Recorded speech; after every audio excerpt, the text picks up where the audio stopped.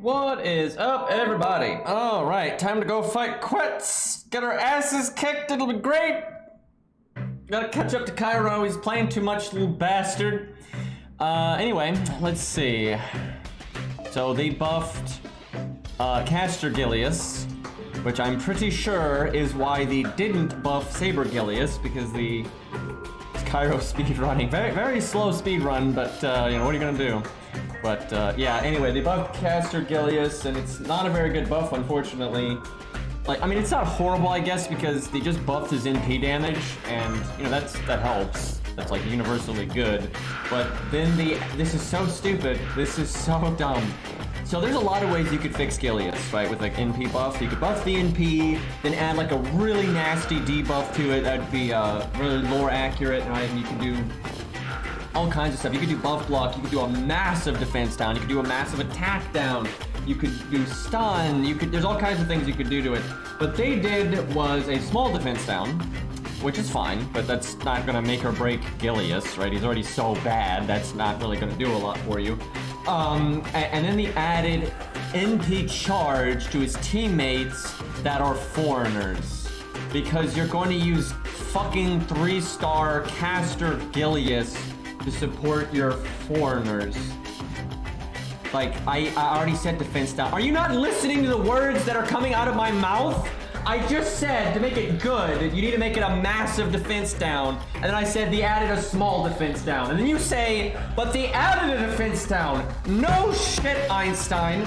Anyway, yeah, adding a I saw so many people in my Discord that just like, you know, they took off the mask and just inserted the copium tube directly into their mouth, and they're just on like raw copium saying this is a good Caster Gilius buff. Like, are you kidding me? You're gonna bring Caster Gilius with his basically no skills and his horrible deck and his shitty stats, because his NP that he does not get quickly, mind you, has a fucking minor defense down on it. Oh, we're saved. I'm now going to bring Caster Gilius over Caster Ku with his defense down, his battery, his buster up, his significantly higher damage, and his debuff clear. Oh yeah, and the hard survival. Like, oh yeah, totally using Gilius now, let alone Babbage and...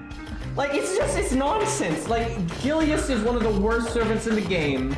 Doing a vanilla-ass NP buff does not change anything. Why would you ever bring Gilius because he has a fucking defense down now, right? Unless it's 100%, you're not doing that, right? It's not happening. But I'm actually shocked at how many people I've seen saying the Gilius buff is good.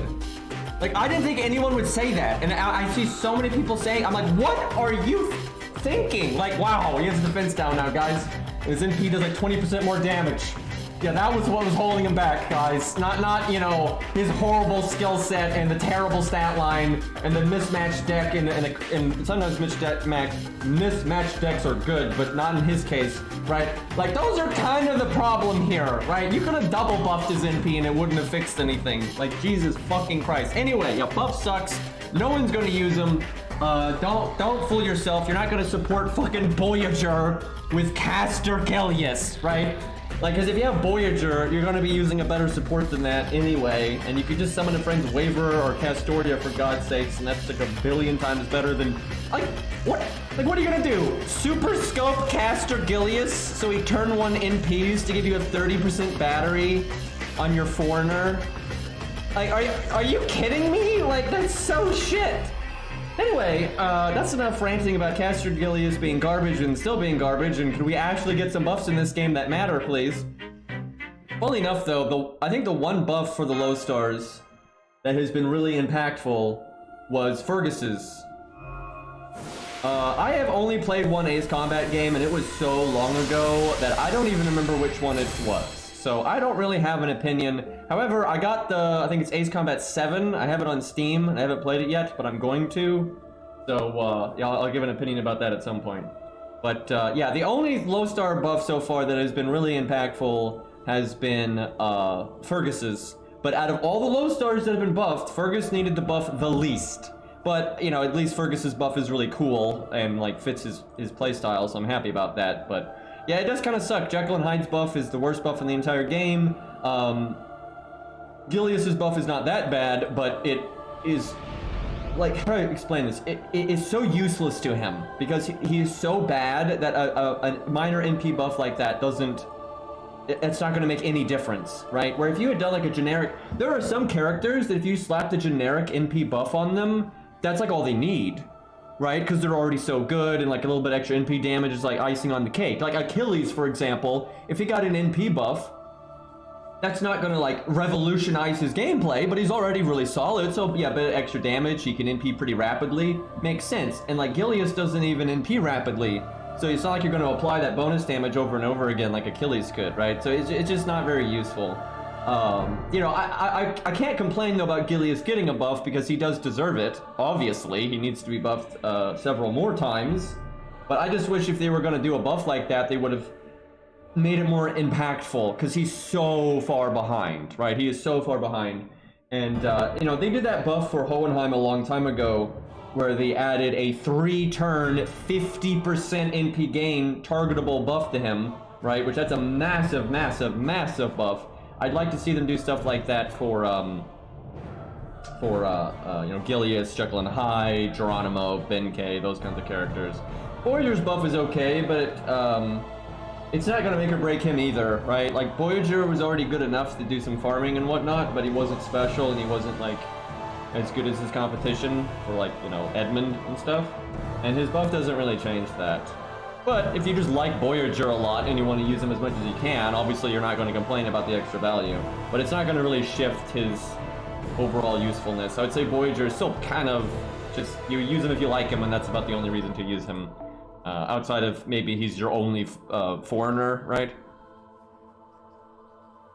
You know, it'd be cool if Diarmid got another buff, but honestly, he's in a pretty good spot. I've been playing around, like, his buff wasn't, like, massive, but he wasn't that bad of a unit anyway. Like, I really stand by this. I have tested Diarmid a lot over the years. Like, a lot. And he's never been bad. He's always been a good 3-star. It's just he was completely in the shadow of Ku, and he kind of still is. But it's not like Diarmid sucked. He really didn't. Like, having a hard survival skill, upgraded NP, buff removal, and then a niche to lower the attack of a female by 50%, right? That's good. This is a perfectly good toolkit. It's not OP, it's not top tier, it's not like, you know, game-changing or anything, but it's a solid, usable toolkit. You know, way better than Gilius, Jekyll and Hyde, Geronimo, etc., etc. And then his buff just makes him a lot more, you know, it's not that big of a buff when you really think about it, but it makes him a lot more, his gameplay's like even, right? It's really easy to do what he's supposed to do. It lets you make stars easier, do a bit more damage, more MP gain. It kind of just, everything kind of works better now. And yeah, he's, no joke, he's still completely inferior to Ku and even Proto-Ku. So that does kind of suck, but it was an okay buff. It was an okay buff. I mean, ultimately it was kind of weak. You know, Fergus's I think is definitely better, for sure. But Diarmid's, he was already okay, right? Like if Diarmid was like Jekyll and Hyde bad, right? Or Gilius bad, and he had gotten that buff, I'd complain too, right? I'd be like, Jesus Christ, this character is, it's like, imagine if Benkei got a buff like Diarmid's, right? Like that's gonna fix fucking Benkei, right? Like that doesn't do anything. But because Diarmid was already pretty solid, and then this buff is just kind of straightforward value, it's like, yeah, he's just a little bit more oomph, right? And that's fine, right? So it's not a big deal. But on like Gilius, who, if you think about it, has a comparable buff to Diarmid's, it's so much worse because he was just so much weaker to begin with. Okay, let's go with Billy, I think. Yeah, honestly, I think that's what Diarmid fans want, is they just want an animation update, because at this point, like, I don't think they expect Diarmid to become on par with, like, David and 100-Phase Ushi and Ku. I don't think they're expecting that to happen. They just want him to be good enough that you can use them and have fun, and that's another thing. Diarmid's buff, I think, makes him a lot more fun to use, and so that's really nice. But yeah, he just needs an animation update, and I think he's set. And, like, you could buff, like, if it was me, if I was in charge, I would buff Diarmid's second skill to have some kind of minor, not a massive, but minor use if you're fighting enemies that aren't female, right? Like, you know, a really minor buff to himself or his teammates, or a really minor debuff to the enemy. Like, I would not make it that good, I really wouldn't, but I'd have to do something. A little bit of something. And then an animation update. And then I think he's good to go. Because I always say this, someone has to be top tier. Everyone trying to vie for every character to be top tier just breaks the game, and it just results in endless power creep. It's not good, right? If Ku's gonna be the top tier Lancer, whatever, right? And if, you know, Castoria is gonna be the top tier, you know, 5-star, because obviously Ku's for, you know, 3 stars, but you know, David, Ku, Ushi, all that nonsense for 3 stars. It has to be someone. Might as well be them. It's not a big deal. And if Castoria is going to be the best, that's fine, right? You just want to make the other characters useful and usable, and not feel like you're, you know, pulling teeth because you're trying to use Jekyll and Hyde, right? Which is what it's like. So yeah, that's what they need to work on, in my opinion. Like, I don't care if my favorite character or a new character isn't super meta. It's okay.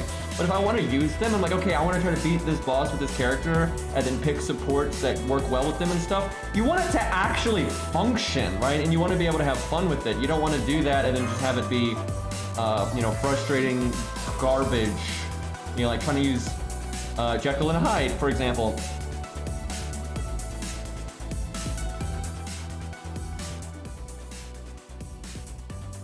Yeah, some of the gold unit buffs were fine. I think a lot of those were actually better than the low star ones. Because really, Fergus was like the only really good buff, and the Deermids was fine, right? His was acceptable, but the rest of them have been pretty bad. I suspect the final buff though for low stars is Asterios, so it'll be interesting to see how that plays out. It could be Paul though. I wouldn't be like shocked if it was Paul, because Paul really never has found a place in like the low star lineup outside of maybe farming. So yeah, I could see them doing it. What do I bring here? We have so little single target options. I mean, Spartacus, why not? Because he's fucking like one of the best budget units already. Like, who the hell thinks Spartacus needs a buff? He has a 30% battery, a damage up skill, an upgraded NP, a loads of healing. He's very like, yeah, he's a 1-star, so he's no you know, he's no Morgan, right? Obviously, but like Spartacus is eating pretty good these days. He's I would be very surprised if he got buffed. I guess Spartacus though is kind of popular, so there's that, and I can sometimes play into buffs, but yeah, it has to be a 1-star. It's not just a bronze. They just straight up said it was a 1-star berserker. So it's literally Paul, Asterios, and Spartacus. That's it. But yeah, I mean, you never know. I mean, they've buffed characters that didn't need to be buffed before. So I'm not gonna be like, holy shit, they buffed Spartacus. How could this happen? But it would be weird. It would be really weird if they buffed Spartacus. He's one of the most used 1-stars, I would actually say. He's really up there. It's like he's just very useful all the time, really. Where Asterios, although is like game-breakingly good in the right context, like Guadia and that kind of thing, but a lot of the times you wouldn't even think about using them, so that's why I could kind of see them buffing Asterios. And I don't think I'm reading between the lines here. It's kind of obvious that these buffs have been aimed at characters that they at least perceive, like the developers perceive, as being bad. Now, I think their aim was a little off with Fergus, but I mean, seriously, look what they're buffing. These are all like notoriously bad servants, except for maybe Fergus, right? Now, there really is no 1-star berserker that's like notoriously bad, like Jekyll and Hyde or something. But they're clearly trying to look at because like they don't do this often. This is, I think, maybe the first anniversary. And even though I'm not really happy with the buffs, because I think they're not making the best like decisions with what like Jekyll and Hyde especially. But I at least appreciate that the devs are blatantly just looking at the game and being like, okay, who are those characters that just suck and need to be buffed? Because normally when they do anniversary buffs, it's just random nonsense. Like maybe 1 or 2 characters that get buffed really needed the buff, but then it's a bunch of like mid tiers and stuff, right? But this is like the first time I think the devs are truly going, okay, let's try to buff all the low tiers. I really think that's what they're doing. Like I mean, seriously, the track record for the low stars here I think is pretty obvious. So, yeah, I do appreciate that. I really do, actually. Even though these buffs have been bad, I would say for the most part, I do appreciate them at least focusing on the characters that blatantly need it. Yeah, Mozart buff was a thing. Anyway, but yeah, I think it's Asterios. That'd be my top pick, then Paul, then Spartacus, right? Like, Paul wouldn't surprise me at all. It's almost 50-50 between Spartacus and Paul. The main reason why, oh, I'm sorry, between Asterios and Paul. The reason why I lean towards Asterios is just because he hasn't had any kind of attention in an unbelievable amount of time. He's fairly popular. I think he just got a widescreen NP update, etc., etc. So I could just see, I could see them doing that. And I'd be okay at that. Like, Asterios is one of those characters though that is so busted in his niche. It is kind of hard to justify buffing him. Like, really, he is so busted in his niche. It is kind of a weird thing. But if they just give him something like general use that has nothing to do, actually, Asterios already has a crit buff. I'm pretty sure, or he's got Star Absorb, Attack Up, Buster Up. I don't think he has a crit buff. I think it's just the Star Absorb. But anyway, yeah, if you give him something that makes a more general use and has nothing to do with his niche, that's that would be all right, in my opinion.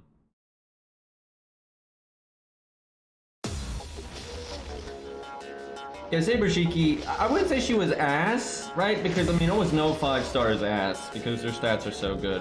But Saber Shiki, Void Shiki, has never been particularly impressive. And compared to a lot of her competition, she didn't size up very well. So that was a reasonable buff, I would say. I would actually say out of all the 5-star sabers, she needed the buff the most. So that is a very justifiable buff.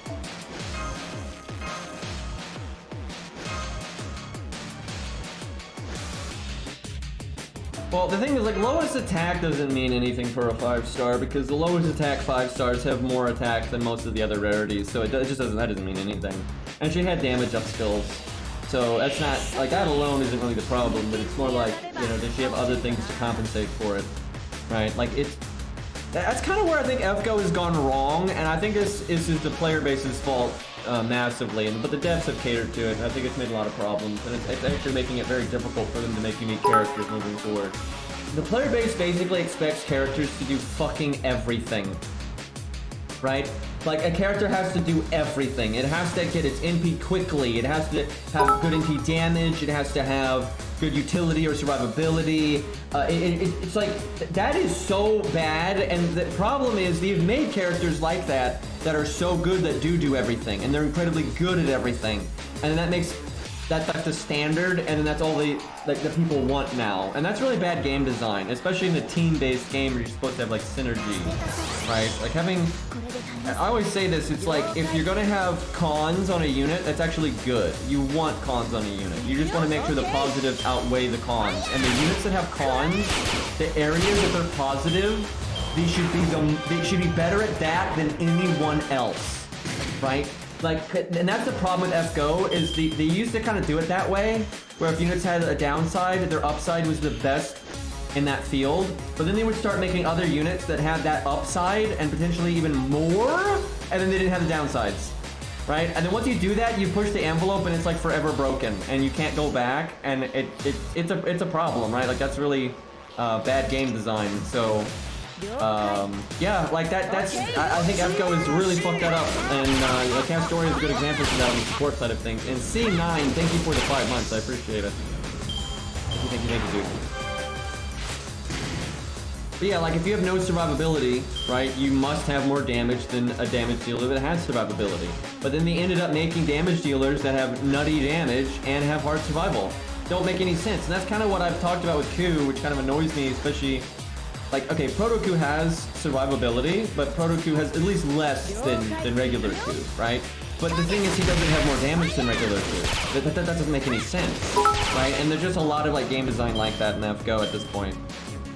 You know, look at Billy, right? When Billy was released, units with the 50% battery were very, like, I mean, you had like Waver, I guess, but that really wasn't even a thing. Right? And then a little while later they added Lancer Artoria. But look at Billy and Lancer Artoria. They really paid for having this massive self-battery, right? The rest of Billy's kit is very vanilla. Billy didn't have an upgraded NP for a long time.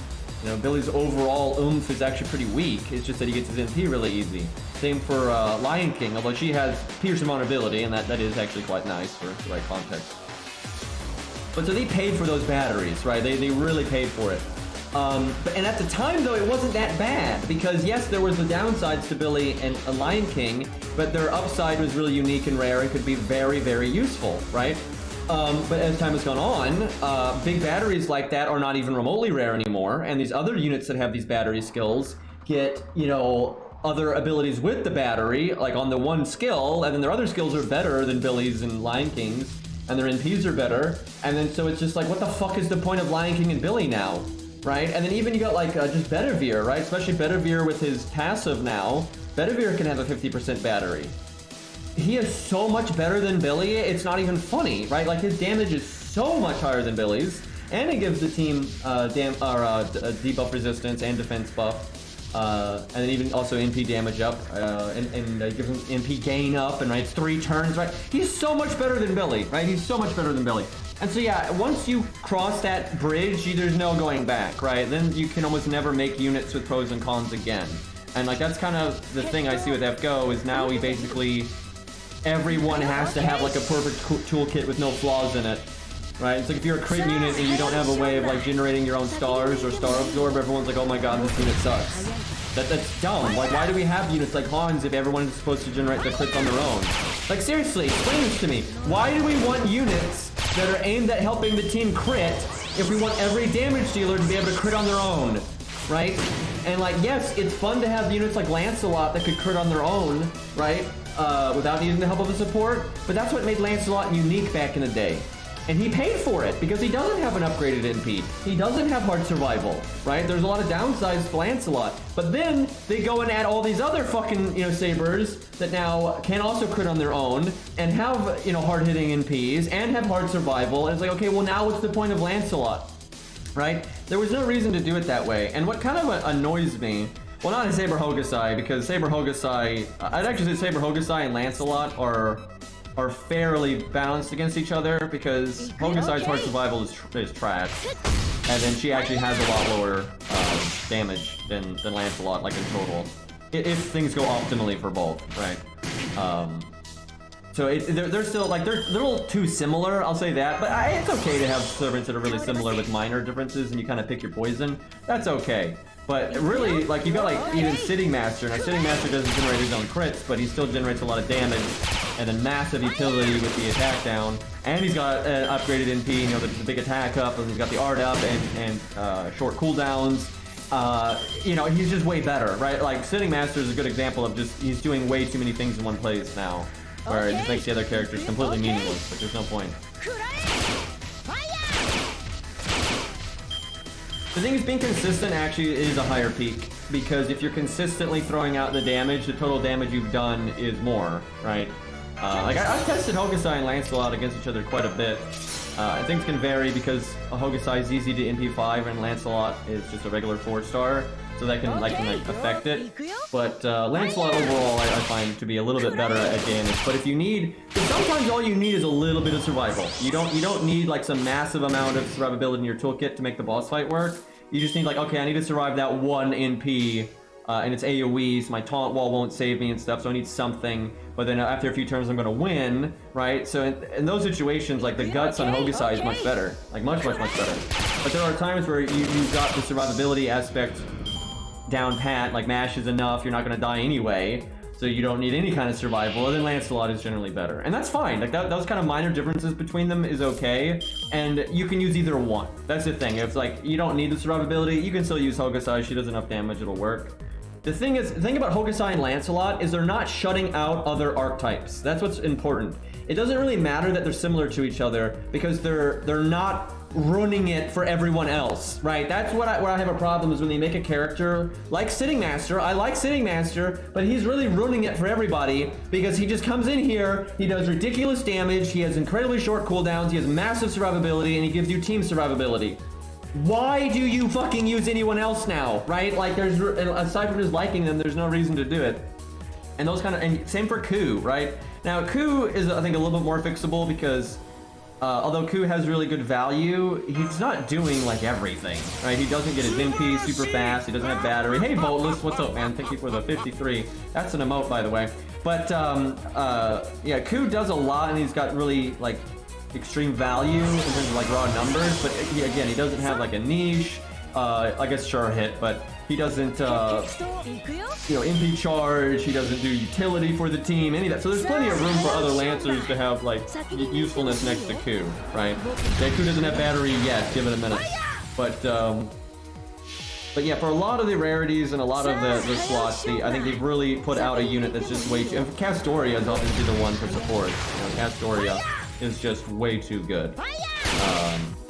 And it sucks, and it limits their ability to make interesting toolkits. You know, having some units that are like jack of all trades with no flaws, but like not the highest highs, but then having some units that have super high highs, but they have some flaws that you have to play around and things like that. That's fun. I think that adds a lot of variety and you know, makes a lot of units more unique. I could see Rama getting buffed. It's hard to say though. There's a lot of 4-star sabers in the game. So, and the gold buffs haven't been as aimed at like low tier as much. I don't think it's Landling. I doubt that. If it's anything like that, I would think it would be Dion. That would be my my guess. But it could be Dion. It you know, could be Rama, because Rama is pretty power crept by Tunican still. You know, some people still think Gwaine needs a buff, so it could be Gwaine. Okay, or just kill everyone, it's fine. But yeah, there's a lot of 4-star sabers. There's so many. I don't think Salter really needs it. I've seen a lot of people say that, and as such, that may result in it happening, because, you know, Fergus got buffs for crying out loud. But I don't really think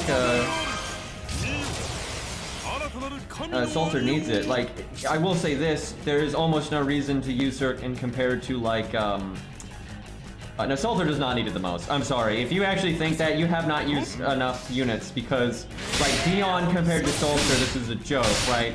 Like, I can say this pretty clearly, because, you know, I use everything in this game a lot, and, like, Dion is so pointless. Like, Dion is absolutely the one that needs it the most. Now, that doesn't mean he's going to get it, but, like, why would you use Dion when St. George exists? Like, someone explain this to me. Why would you use Dion when St. George exists? And St. George is easier to get, and he costs less, and so he frees you up to bring more 5-star craft essences and things like that. So, like, why would you ever bring Dion? It's completely pointless.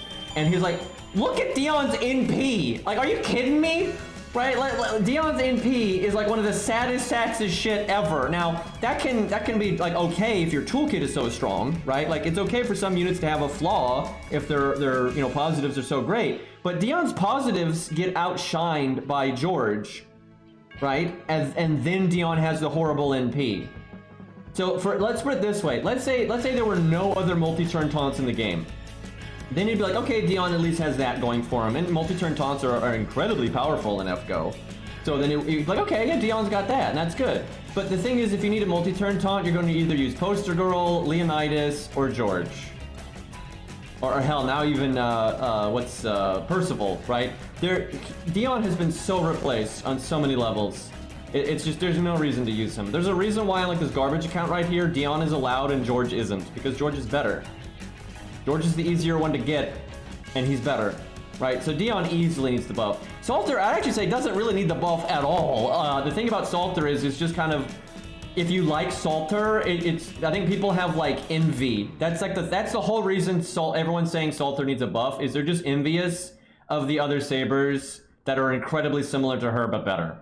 Right? That's the problem. But that doesn't actually mean she needs it more than, again, like Dion and units like that. And even Gwaine, I would say, when I really think about it, I would say Salter is more useful. I mean, seriously, I don't buy for a second all these people that are saying Salter needs a buff have actually sat down and compared, like, Salter's overall usefulness on a budget team, a non-budget team, challenge quest, farming, to Gwaine. I don't buy for a second they've done that, let alone Dion, because I have, and there's just... Salter's fine. I mean, like, seriously, let's look at Salter's toolkit here.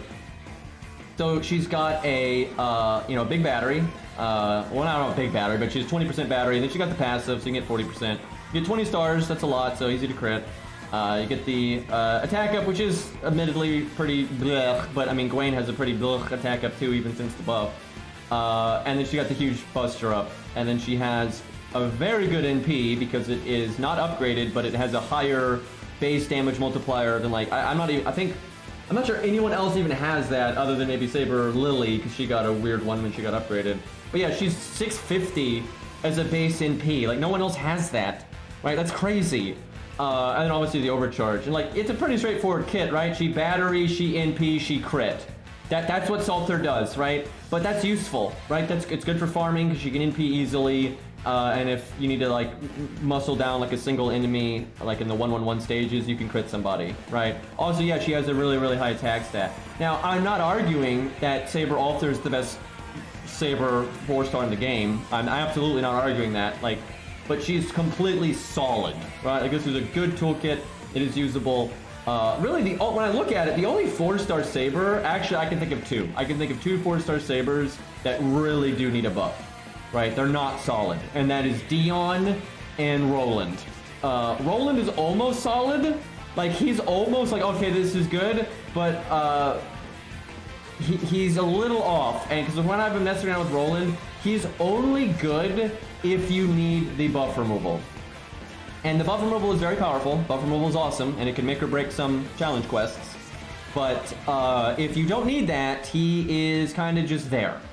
Right, and then when you compare him to the 3-stars, a lot of the 3-stars actually outperform Roland, and that, that's going to happen sometimes, and I'd say that's actually okay. 4-stars outperform 5-stars sometimes, and 2-stars outperforming 3-stars. Yeah, it's fine to a degree, but he gets outperformed by most of actually the like, well, Bedivere, Caesar, and I guess now Fergus. I haven't tested Fergus, but they pretty much all outperform Roland if you don't need the buff removal, and that's kind of messed up.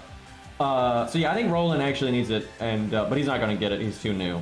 But yeah, Dion needs it the most. Dion. And actually Lancelot, I would say these days, because Lancelot is really outshined. Although you could say that it is kind of true for Kualter, but not really though. Kualter's only outshined by 5-stars. Kualter's not outshined really by 4-stars.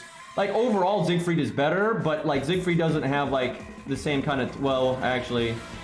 Okay, no, Siegfried outperformed Kualter pretty bad now. That's right, he got a battery. I forgot about that. Yeah, okay, Siegfried definitely outclassing Kualter there, so that is kind of similar to Lancelot getting outclassed. So they both could use it in that respect. To be fair, Siegfried is kind of one of those units now that is going to be outperforming a lot of people of his rarity, so it's kind of like Ku with 3-star Lancers, so... Yeah, Rama too. That is fair. Like Rama is super outshined by Tunican, and his buff a little while ago did not fix that. So if it, from my perspective, and I've tested most of this pretty thoroughly. Though Roland I haven't tested against Fergus, so I'm talking out my ass on that one. But I would say Dion needs it the most because he's getting outclassed by a 2-star. Like, are you fucking kidding me? So yeah, Dion needs it the most. And then I would probably say Rama. Now that I think about it, probably Rama next. Rama needs it. And then after that, Roland, I guess, and then Lancelot and Kualter are about the same. I'd say Lancelot and Kualter are about the same. But maybe Lancelot a bit more, just because Kualter does have the higher base and P damage, and battery is very meta, and that kind of thing. So, and she's good for farming because AOE. But they're pretty comparable. I mean, that's kind of splitting hairs. So, but yeah, I definitely say Rama and Dion, Roland. Those are the ones that really need it. But yeah, I think the reason so many people want Kualter to be buffed is because she's popular. Like, of course, she's super popular. People like Artoria. Wow, chat, I'm really blowing your minds here. But I think people are just very biased. I think people are very biased to Saber Kualter. But they are correct in that she is, not the best 4-star, and especially compared to Siegfried, it's kind of like yikes. But I think that's making they're not being objective. Like, they're not really sitting down. Hi, Cairo. They're not looking at Rama and Dion and that kind of thing. Because I mean, why would you use Dion when there's St. George? Okay, are you kidding me?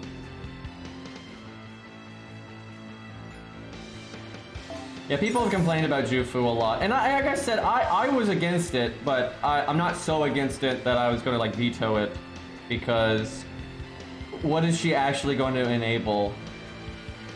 She can't heal her teammates with her NP, and the things she's supporting are terrible. And this is the main reason I'm not like kicking up a fuss to block Jufu, is because we kind of have to, like, to be practical, we basically have to allow some kind of support. right? And we haven't. You know, Gong's banned, rightfully so. Hans is banned, rightfully so. Asclepius is banned, rightfully so. But like, there has to be something, right? And I would say out of like those kind of that style of support, Shufu is the worst one, and that's why she's allowed. And it's because one of them has to be allowed, and she is the worst one. And then also she's even worse because she doesn't really have anyone to support properly. Hi, Shag Kudo. There we go with that one today. How are you doing? All right, what are we doing here? Yeah, I'm just gonna intentionally get your name wrong all the time now. That's just the way of it. All right. Is this a boss fight? Oh wait, this might be Quetz. Wait a minute. Wait a minute. Let's not go off half cocks here. Is I want to say you fight her though with like the temple background and all that, but sometimes the okay, I'm gonna bring a team that if it is Quetz, it has a chance, and then if it's not Quetz, it'll still be fine. All right, because we just need to kill riders if it's trash mobs. So, all right, let's see here. How do you think they would buff Dion? So how I would do it is give him an incredibly useful utility, right? Like I would give him, not necessarily this specifically, but this is kind of the area I'm thinking, like, you know, buff block, debuff immunity, buff removal resistance to the team, you know, big crit down, bigger attack down and defense down on the NPs. Really nice utility stuff, right? And I was saying, you know, how a 2-star is better than a 4-star, and that's kind of messed up. But you don't want the high stars to just literally be a copy of a low star but better. You don't want to do that either. So what I would do is like have George be the you know, really good survivability one, although they've kind of already messed it up because all they did with Dion was try to give him survivability. So they're both like survivability, but George is a bit better for the most part, especially because he's cheaper. So they kind of already screwed that up. But in an ideal world, Dion would be the 3-turn taunt that has a little bit of survivability and a lot of utility, and then George would be the you know, cheaper one with really good survivability, and then like maybe a side thing of being able to do bonus damage to dragons, right? So that's like the really good way to buff them against each other, and then you make Dion's utility so good that most of the time he's going to be the better 3-turn, unless you're doing dragon stuff or you need so much survivability, right? That's like the right way to balance like the high stars versus low stars, in my opinion. So yeah, for Dion, I would just focus utility, utility, utility, utility. He needs to have really, really, really good utility. Yeah, you could even do. You could make it where he has so much like debuff chance he gets past magic resist. You could also have debuff resist down, so he helps his teammates get debuffs, so you get past magic resist for them as well. There's all kinds of stuff you could do, and you could do that with a buff block, or with a crit down, or with a bigger attack and defense down, and stuff like that. But yeah, I mean, lore-wise, Dion should be utility for the most part, and then gameplay-wise, it makes the most sense, so. I mean, battery would be better on Dion than it would be on Jekyll and Hyde, which is a surprising thing to say, not because it wouldn't be that good on Dion, but I tell you, Jekyll and Hyde's buff, I've really thought about this now, it is the worst buff in all of FGO. I honestly just can't fathom how they found the one thing they could do on Jekyll and Hyde that would do literally nothing. I cannot believe that. It's like, because what I keep seeing is people are like, how can it be the worst buff? It's such a big battery. It's because you lose your crit buff and you skipped the heal. Like, that's horrible. Like, he's already so bad. Why would you now want to have Hyde without a crit buff? It's just crazy. I will say this. They can retroactively fix it, although this would still be really boring because the whole point of Jekyll and Hyde is you should try to get as much value out of Jekyll and like weather how shitty Jekyll is, but then get the huge heal value and then get huge reward from being Hyde. That should be his gameplay. But they could retroactively make his buff better by, one, making his overcharge better, making his NP better in general, and adding an effect to his NP that will upgrade his skills from the Jekyll version into the Hyde version if you already cast them. So you get the upgraded crit buff, get the upgraded attack buff, and there's another way of doing it, and actually I like this better. This is what I would do. I would make it so when you transform into Hyde, he reduces his cooldowns to 0. So what you do is on your NP turn, you cast your Jekyll skills. They're not going to do a lot, but you might as well. And then so for the turn that you're NPing, but so you have to wait a turn to cast your skills again. But the turn you're NPing, Jekyll's got like helps you a little bit with his minor attack buff and his minor crit buff, and boy do I mean minor. But then right after, because you reduce your cooldowns, you can just always cast your skills again. And then now for 2 turns, you can actually have Jekyll's crit buff and Hyde's crit buff. So I think that would be like really helpful. And then you could also do a YOLO stun and then the guaranteed stun, but I mean, good luck with the first one. But I think that would be really good. Now you still need to buff Hyde's NP beyond that. Like cooldown reduction alone isn't going to fix it. Like first off, the crit buff needs to do something else in Hyde form, right? It desperately needs to be like Star Bomb, Star Absorb, Attack Up, something. And then the NP needs to have like an Attack Up on it or a Stars per turn. I really like Attack Up because he's got, he doesn't have a Buster deck. So like him only getting Buster Up is stupid. And you could do Guts too. I wouldn't mind Guts. That's actually lore appropriate, because he is actually very tanky lore-wise, and he would not be OP with some extra survivability. I mean, he is so outclassed right now that, I mean, you can really buff this shit out of him, and he's probably still not going to be meta. Because, I mean, he is really far behind. Like, it's a mess. But yeah, I would buff his NP again, and that's how you fix him. I've said this for a long time. You're not going to fix Jekyll and Hyde with a skill buff. It's just his NP is so fundamentally flawed, because it can't be recast, and it's just a Buster Up. I mean, it's just a fucking Buster Up, but it's not even like 100% or anything like that. So it's like, who cares, right? Like, it's such a bad... And your NP does 0 damage, right? So you're paying for that Buster Up quite badly. So, yeah, let's do that. Gonna do 2030, but we might need more. You know what? Let's open with Leo into MASH. If somehow he lives, we'll do that. It may not be enough stars, but we'll see. I think he is evil. And if it's not Quetz, it's not going to be a big deal. Might want to work in, what do you call it, Part of Death. I mean, Sinnoh's NP is actually not that bad. Like, Sinnoh is not that bad of a character. Like, buff removal is good, deep defense down is good, works their attack up. The thing about Sinnoh is she basically has to be working with Divinity, right? That is a pretty big handicap. So if you happen to have the Divinity to work with her, and you're not using like the 5-star supports, she's pretty good. And every once in a while there's a fight that she's really good. But she's not like, oh wow, look how great she is, right? That's not a thing at all, right? I have an account where I have Sinnoh, and you know, every once in a while she's great, and then when she's not great, she's okay. So for a 4-star support, she's alright. I think the problem is people compare her to 5-star supports, right? Like that's like the issue. They compare her to the 5-star supports, but like none of the 4-star supports really compared to those. But yeah, I don't know why people think her NP is bad. It's like you can like overcharge Gilgamesh, for example. So now Gilgamesh is getting the 40% attack up, the big defense down, the overcharge effect, which makes Aya do more damage. And then if you have buffs, you remove them. And if they're male, you can charm them. That's fine, right? Like that's totally fine. Again, she's not super meta, right? She's not like cheeky, right? She's not that good, but yeah, she's fine. Okay, so this is Quetz, but this is not the main fight because we didn't get the option. So I don't even remember how this one works. I think you just have to like survive a while or something. We'll do the hard mode one just because I actually think the normal mode one might be a little too easy for us. So yeah, we'll do hard mode, but I will probably regret that decision.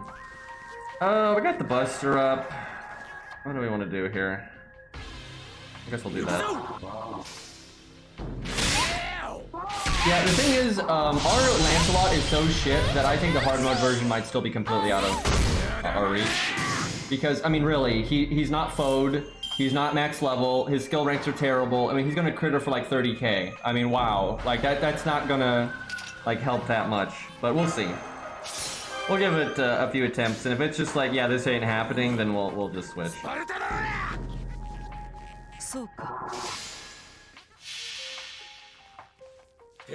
Like, if you're mostly using 1 to 3 stars, but then you have Sinnoh as an option, she's quite nice, right? Like, if you're a new account, or you're free to play, or whatever, she's quite nice to have. And especially if some of your main DPS are Divinity.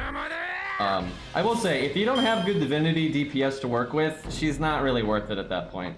Unless you just straight need the buff removal, but there's other ways to go about that, so... Do I want to crit here? Might as well. Like, I don't think we can win this fight anyway. Good rainbow chain.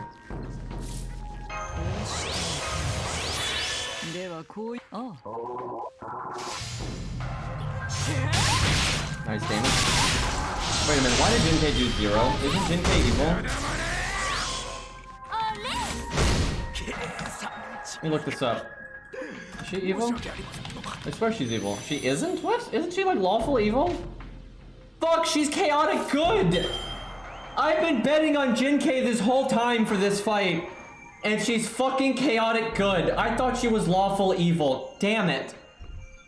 Well, Sanson's evil, so there's that. Yep, Sanson is lawful evil, I'm not crazy.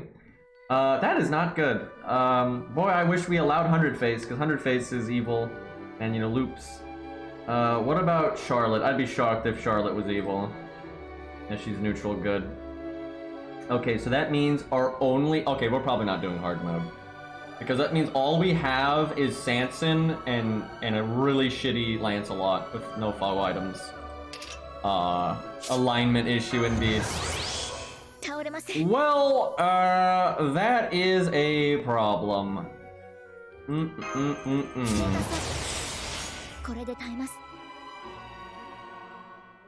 Oh. Yeah, like if Lancelot was like really upgraded, right, and we went level cap at 70, I'd be like, yeah, we could make Lancelot work, but I don't think so. I mean, we'll try. I'm not gonna like forego hard mode just yet, but I would be very surprised if this worked out in a good way. Look, 37k. Like, I mean, whoop-de-doo, right? Like, that's not a big deal.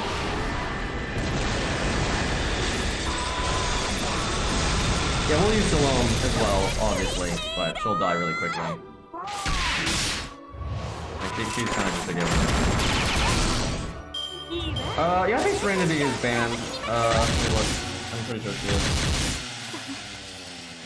Because, like, I will say now that Jinkei, you know, has got like the king thing, like they are kind of comparable, but I still think Jinkei is worse. Like kind of what we did was we had to allow things to have like some kind of option for each like gameplay style that you're going to need, and then you pretty much allow in the worst ones, right? Even if the worst one of something is a little good, you kind of just have to, right? That's why Billy's in. You have to have something. And Billy is probably the worst, and Tell, right? Tell's in as well for the same reason. Yeah, Mash just got obliterated there. Well, so double Jinkei is... Do we have to win this one? Because, oh boy, is that not good if we do, because we brought double Jinkei and they can't do any damage. I actually think this fight is kind of dumb, because a lot of players are going to get to it, and their assassins are just going to happen to be good or neutral, and then they can't do anything. Now, thankfully, most assassins are evil, and I think that's why they did it. Because Curse Arm is evil, Sanson is evil, 100 Face is evil, Serenity is evil, like a lot of assassins, I think like Carmella is evil, right? But most of the assassins are evil, especially the free-to-play ones.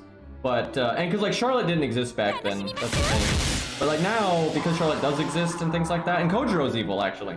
But because Charlotte exists now, and Jinkei has always been a thing, you got decent, and they're popular. Charlotte's popular, so a lot of people, when they start playing the game, their first assassin they might go with before they get like a rare one is pretty likely to be Charlotte, I would actually say. And then you're gonna get to this fight and it's gonna be terrible, so.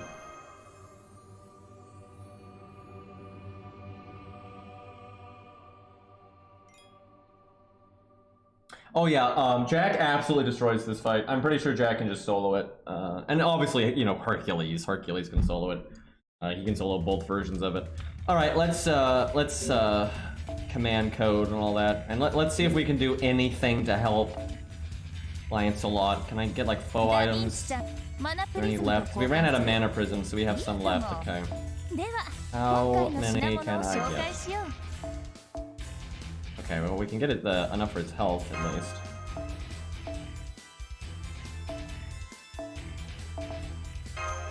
Don't think we can do a lot for his skill ranks. Yep, command code UI, always a pleasure.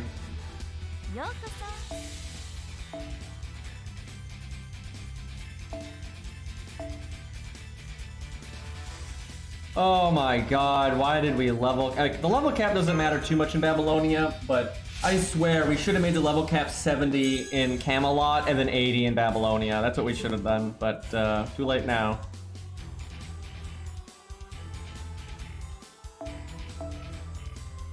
Okay, well, we're not gonna have max attack, but that does help a little bit.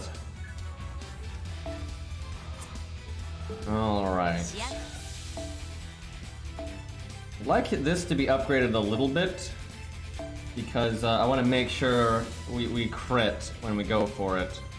Might do like a Berserker stage or two. It shouldn't take any effort to get 2 blue gems. Okay, hold up. Let's do like a Berserker daily. Like the... I know the new max level one actually drops blue gems at an okay rate, but it's not, I don't think it's as good as like the minimum one still. So, and also the 5 AP is kind of nice, if I can say it. Yeah, we'll just do the minimum one. We should be able to murder this with like any lineup. We want to bring Billy because he needs Bond.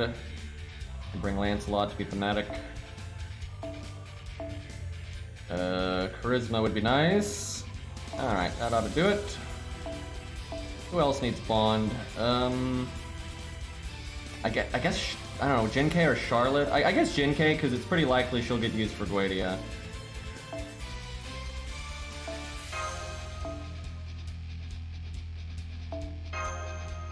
I don't know if there's humanoids here, but I will assume so.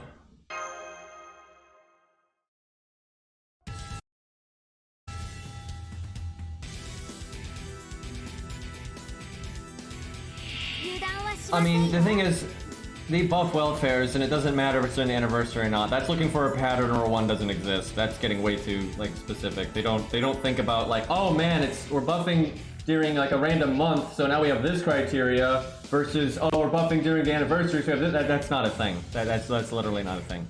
But they do buff welfare sometimes. Yeah, I've noticed the FGO community, and I guess a lot of video game communities are like that. They get like superstitious, like just like looking for patterns where they just absolutely don't exist. Y'all remember that fucking Halloween theory where they were like every Halloween like welfare or I don't even remember the rate up. I don't remember what it was, or it was Christmas or something. It was like mirroring the singularities, which it was just a fucking coincidence for like a year, right? It's just there's always stupid shit like that going on in the community where people are just looking for these insane patterns. But yeah, they do buff welfares, but a lot of welfares don't need it, but some do. But it's not like they do it all the time. But yeah, there's no rules. People used to say they never buffed summer units, but then they did. And then people are like, they don't buff welfares, but then they did, right? So it just, there's no pattern with that kind of stuff. You know, I'm just gonna shoot her in the face. That is fine by me.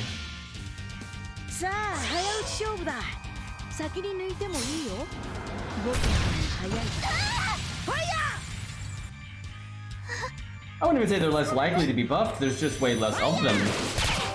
Like, of course, you know, your statistics are gonna be bad that way. It's like if you, let's say you've got like,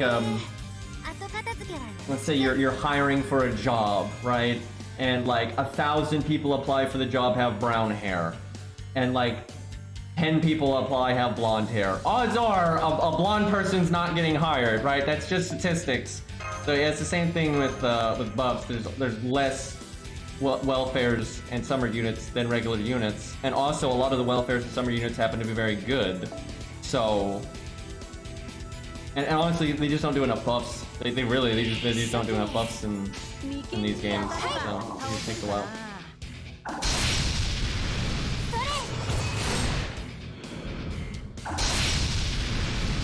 But I would say this anniversary has been pretty different, where I think they really were focusing on at least trying. I don't know if their like radar was correct, but I really think they were attempting to buff units that really needed buffs. They were like actively hunting after the ones that like suck. Now, like with Fergus, I think their aim is off, right? But I had said though pretty early on that I said, you know, I thought it was Saber Gilius, but it might be Fergus, because I said I thought they might think that Fergus is like just as bad as Saber Gilius. I could like see their logic being like that, and I think they're wrong. I think they're super wrong, but I do think that's the case. I think that's what happened. So Now, I could just shoot Kiyohime in the face again. Okay, fuck it. That's probably the simpler way of doing this.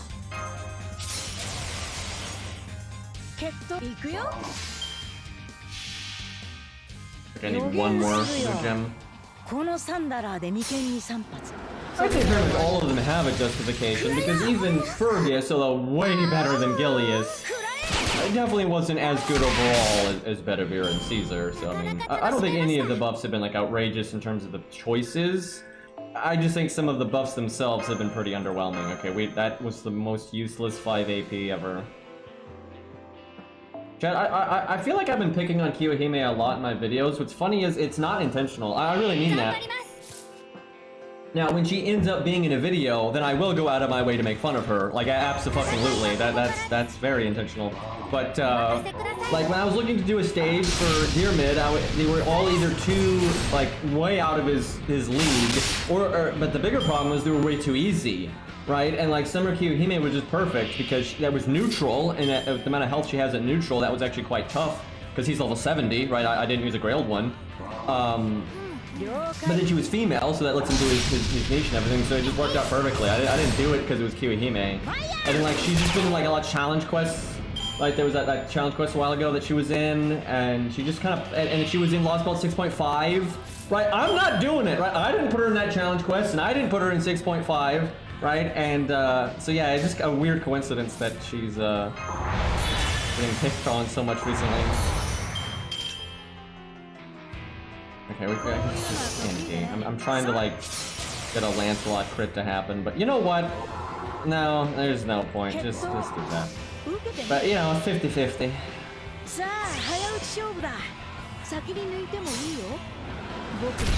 Also, they just happen to give her a buster gimmick all of the time. Like, I've noticed this. In 6.5, she gets a buster up when you break her health bar.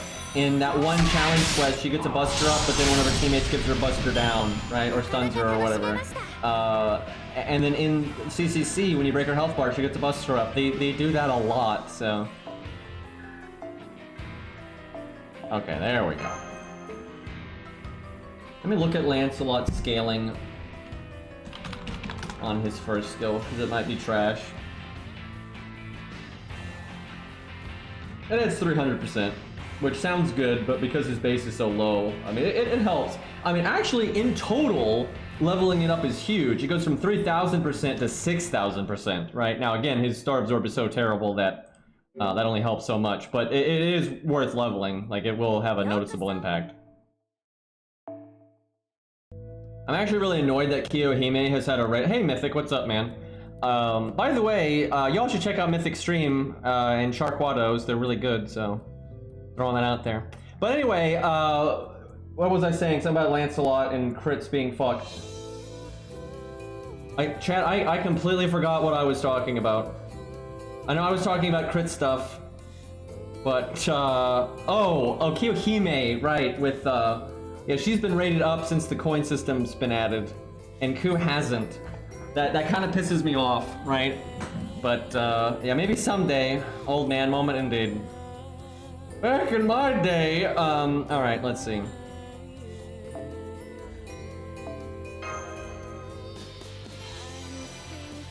Getting old. Yeah, I'm already older than you bastards by a good amount. Okay, 10, that's not happening before we do the boss fight. I could buy these from the Pure Prism shop, but really, I think doing hard mode on this absolute travesty of an account is folly. I would be very surprised if this worked, especially because Jin K doesn't, she's good. I thought she was evil, so that's probably death. Alright, the only other thing we can really do is command codes. Not that this account really has any command codes, but it's something. 500,000, oh joy.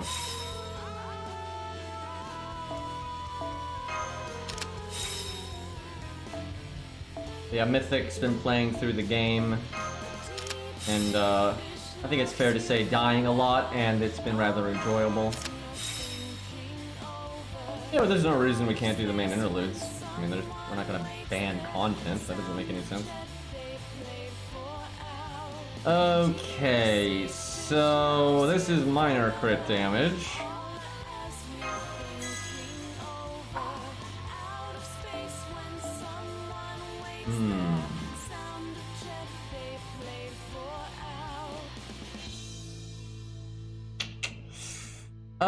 I guess this does something kind of, but not a lot. I don't remember if there's debuffs. I mean, none of this stuff is really gonna matter. I guess I can just do the 2%. Okay, no, here's what we do. We do the Star Bomb on Quick. I say Star Bomb, but it's 1 star. But then we'll just do the generic crit up.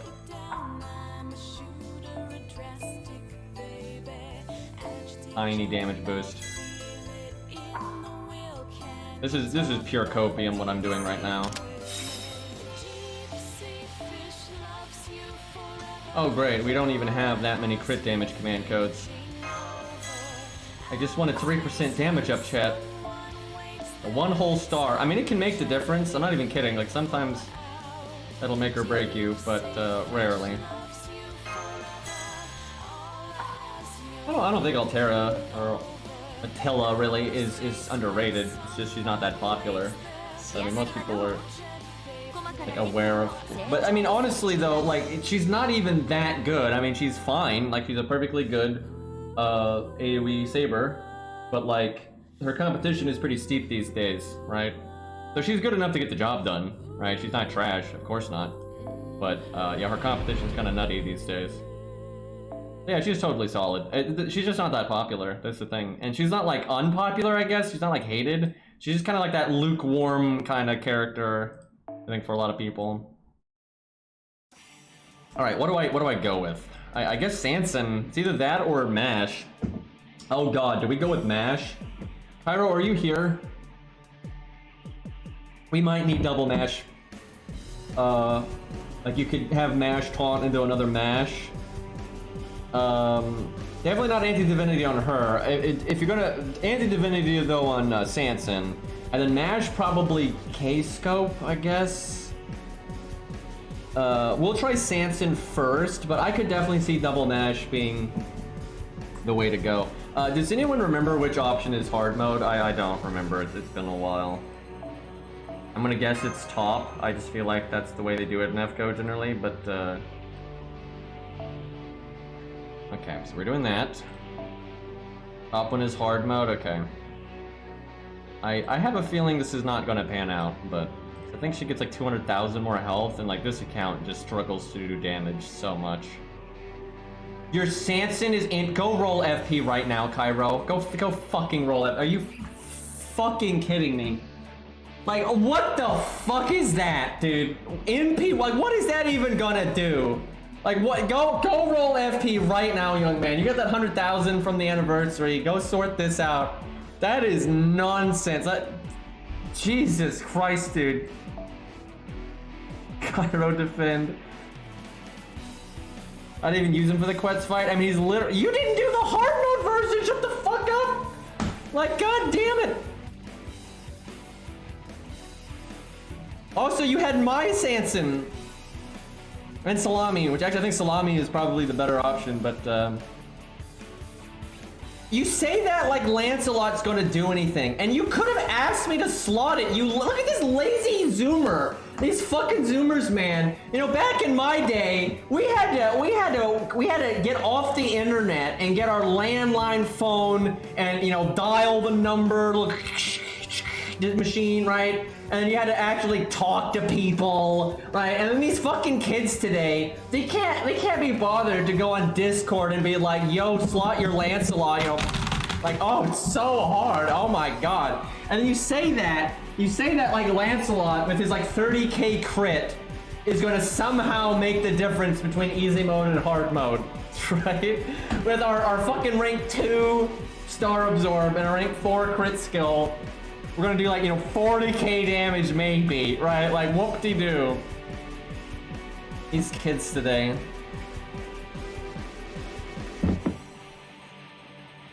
But yeah, no, hard mode's not happening. I mean, we're gonna try it, but it's not happening. So I don't actually care about his NP because he's not fully foed, and that affects your NP multiplier, and he's NP 1. So I think his NP is really unimportant. So this is 25%. But that's 30%, so I guess we go with that one anyway, unless we want, like, Salami. Like, double salami, like, I stand by this. I think double salami is better than Lancelot. I think if I had slotted Lancelot, you wouldn't have used him anyway. Like, fuck you. I don't think you would have even used it. Because I don't think Lancelot is actually that good here.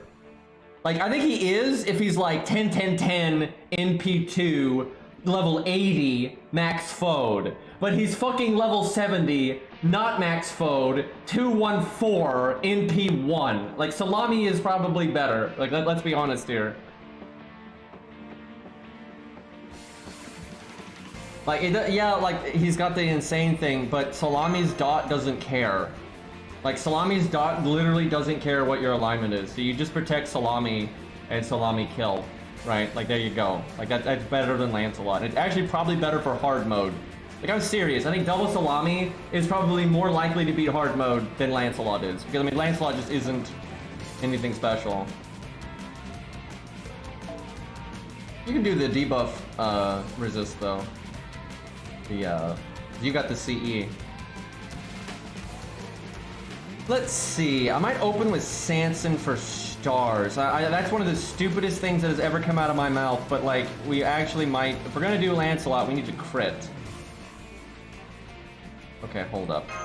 We probably have to summon Cairo Salami because his Sanson is so shit. So she probably needs the anti-divinity then. Either that... Well, I don't know. The K-Scope is good, too.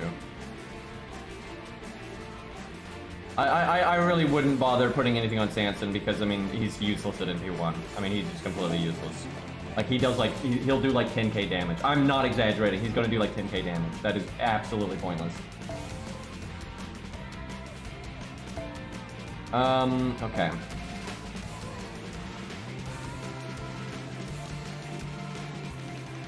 Oh, is he NP3 now? That is significantly better. We'll see. We might use Sanson then. I'm probably just gonna start with Salami though, just so I don't have to like refresh 30 times. But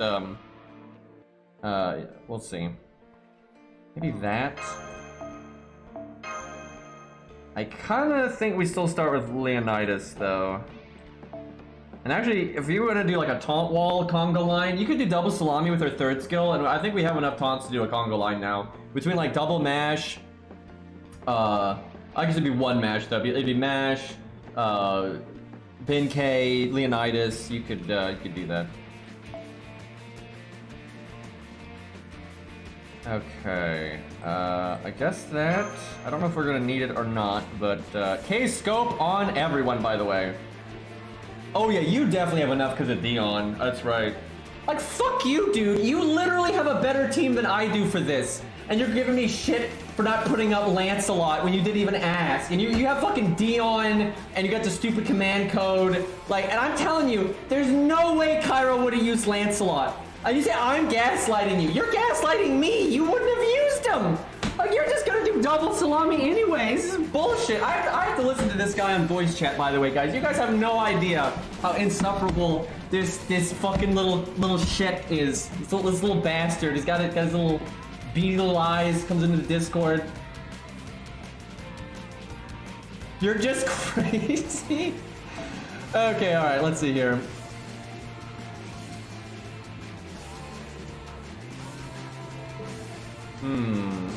By the way, me and Cairo we're not breaking up, guys.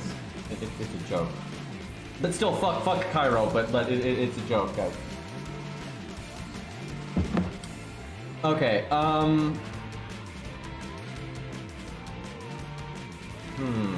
So dies, comes in, dies. I mean, she might die before she even NPs. We'll see. I guess I could do another Salami. I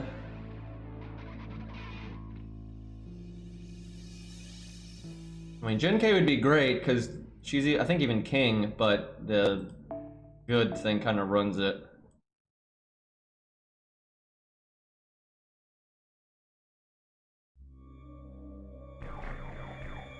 I don't think me and Cairo would ever have any real drama. I don't think that's gonna happen. I wonder if I could get away with that. That would be preferable. Alright, let's see how this goes. This is probably not going to work, but I think I have to do Anniversary Blonde, which, oh, it's not ranked 10 yet, but I will be so shocked if we like do even remotely enough damage to do this with Lancelot. On a better team, and if he was more upgraded, I think he could, like at 10 level 80. Oh, I wasn't, why are there trash mobs in between the, because I remember what happens here lore-wise for the most part. Why the fuck are there trash mobs here? That is so dumb. That is so dumb. Like this is what I'm talking about with Natsu, dude. He just has to put filler in everything. Like you're like going outside the city and then there's trash mobs. Like that's so stupid. Do that number. Yeah, it's the boys. The jungle posse.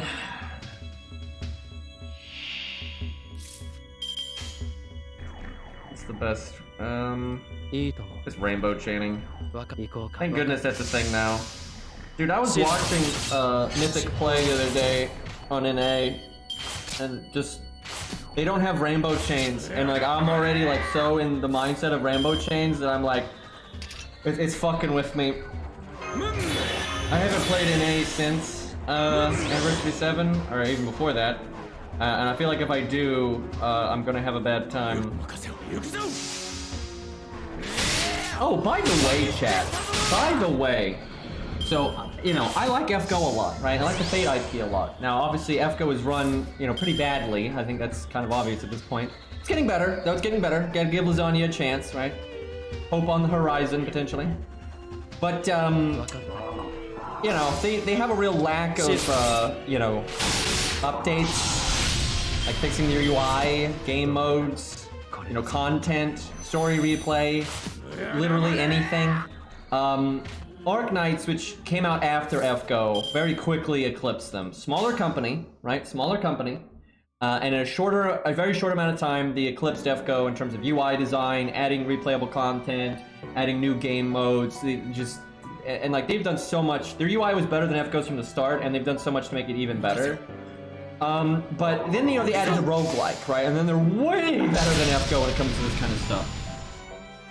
But like, I think like last night or something, they just added like a really big expansion to the roguelike, like a whole like other mode of it. It's like a whole different map, whole different set of power-ups and like stuff.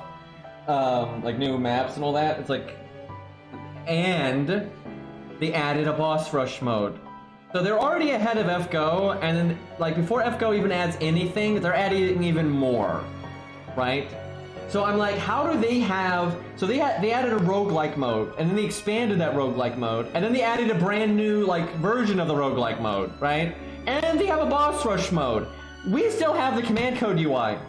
So, and we don't have story replay, right? Like, that's the one that really just blows my mind. How do we not have story replay? I don't think that's a big ask, right? I think that's a really small ask, and it's actually just weird that we don't have it. Like it's like a very bizarre thing that we don't have it. And at this point, I feel like Natsu has some weird idea in his head about like lore and like keeping things special or some crap. Like I don't really get it. Well, you know, Arknights might not have the old Japanese corporate bullshit, but I mean they have the CCP. So you know they have I'd actually say a bigger handicap than FGO does, so that's no excuse. All right, we might as well do this number. You know what? Let's do everything. We got this, right? And then we can crit again next turn. Watch this incredible damage, chat. Because like this right here is gonna be the damage we do to Quet. 37k. Yeah, fuck off, Cairo. You would not have used Lancelot in any way. 37k when we had all of that. That's like a... That's so not gonna do anything to hard mode Quets, and even easy mode Quets. Like that's what Buster up from Anniversary Blonde. Like double salami is better, especially if you get lucky. Like that is, and like his MP did like 20k. Like, so let's say we did like 30k, 50k, and 20k, right, on a Brave Chain with lots of buffs, like more buffs than we would normally have. That is not going to get the job done. Yeah, I honestly, I think if you're going to do hard mode, double salami has a better chance than Lancelot. I really do. I think Lancelot would be better if he was 10-10-10. I think he would be better than at least one of the salamis if he was 10-10-10. And especially if he was in P2. But at NP1, half KFO'd, and, 2-1-4, there's no way. Like, there's no way. So let's see, what's the crit damage difference? Right now his crit damage is 65%, it goes up to 100%. That's a pretty big... Wait, no, that's the NP gain. Okay, wow, at rank 4, his crit damage is actually only 36%. And it goes up to 50, which is, still a little but like 50 is obviously a good bit better than 36. I'm surprised it's only 36%. I thought it would like start at like 40 and then go to 60, but no, it's 30 to 50, so that's not ideal. But, okay, we can probably kill the Buster Chain here, right? Yeah, they really need to buff Lance a lot. Like, yeah, he can do like NP into crits, and that's nice, but all of his skills are so vanilla, and like only 50% on his crit skill doesn't make a lot of sense. When you consider he has no survivability. If he had survivability, then I would say it's fair that his crit buff is only 50%. But yeah, he has 0 survivability, so he needs to have like, 80%, 100%, right? That would be fine. I think, like, the reason he hasn't been buffed for so long is, like, now this isn't, like, a thing anymore, but they haven't gotten around to buffing him yet. But, like, what stopped them from buffing him in, like, the early days was because his NP had attack up on it. I really do. Like, not that that's actually a big deal, but I think in their minds, that's why. It's because, like, oh yeah, he can just, NP and give himself an attack buff, and it lingers for 3 turns, right? So they thought that was, like, some big deal. And, yeah, and now, though, I think they probably realize it's not worth it anymore, but I don't think they've actually looked at him again since, so we have to just kind of wait.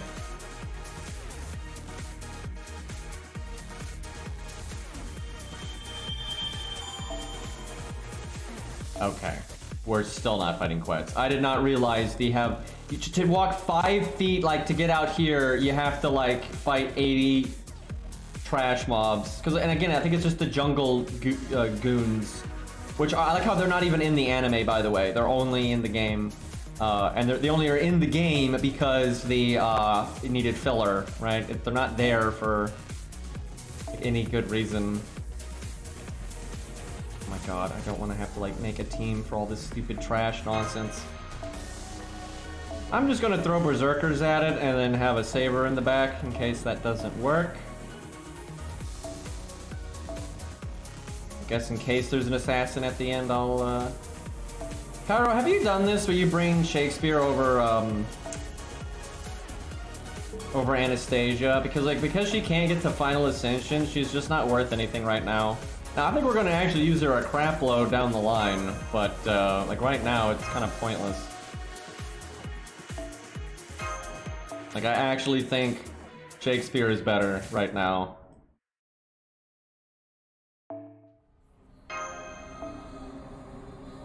I'm just throwing K-Scope and 2030 on everything.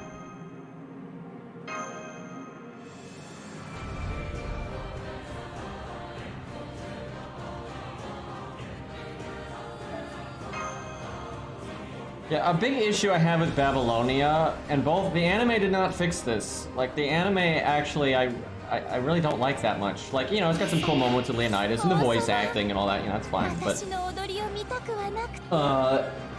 they didn't flush out a lot of the, like, more shallow aspects of Babylonia, where they, like, really don't, like, have good character exploration.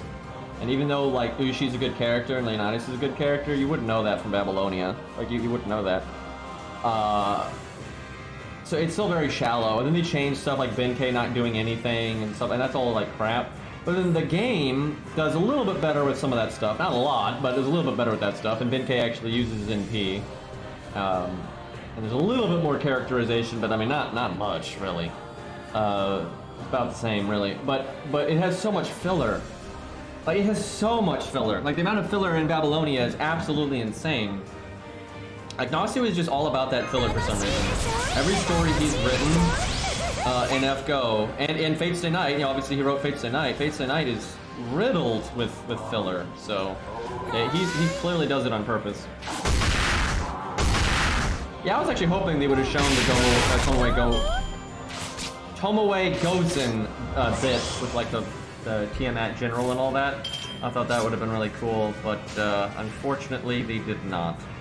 I should have done Lancelot's art card there.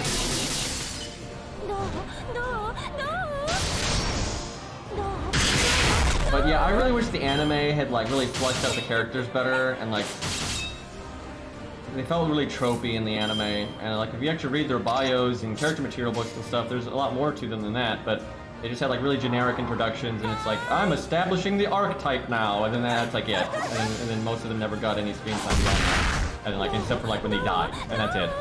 That's not ideal. That's really not ideal. And then there was just a lot of like waste, like not doing the Tomoe goes and stuff. I don't even think Quetz was that good in the anime. I actually felt the opposite. I felt like Quetz, they kind of just like pandered to Quetz fans and like broke the lore just to make Quetz look cool. That's not like, okay, I'm a big Ku fan. Though I do not need, if Ku's in an anime, I don't want them like warping reality to make Ku look better, just to make Ku look better. Right, like for example, in Heaven's Feel, right, they really changed stuff in the anime to make Saber Alter look better and make Herc look worse. I would never want that to happen for Ku, just because I like Ku, right? And they did that with Quetz a lot.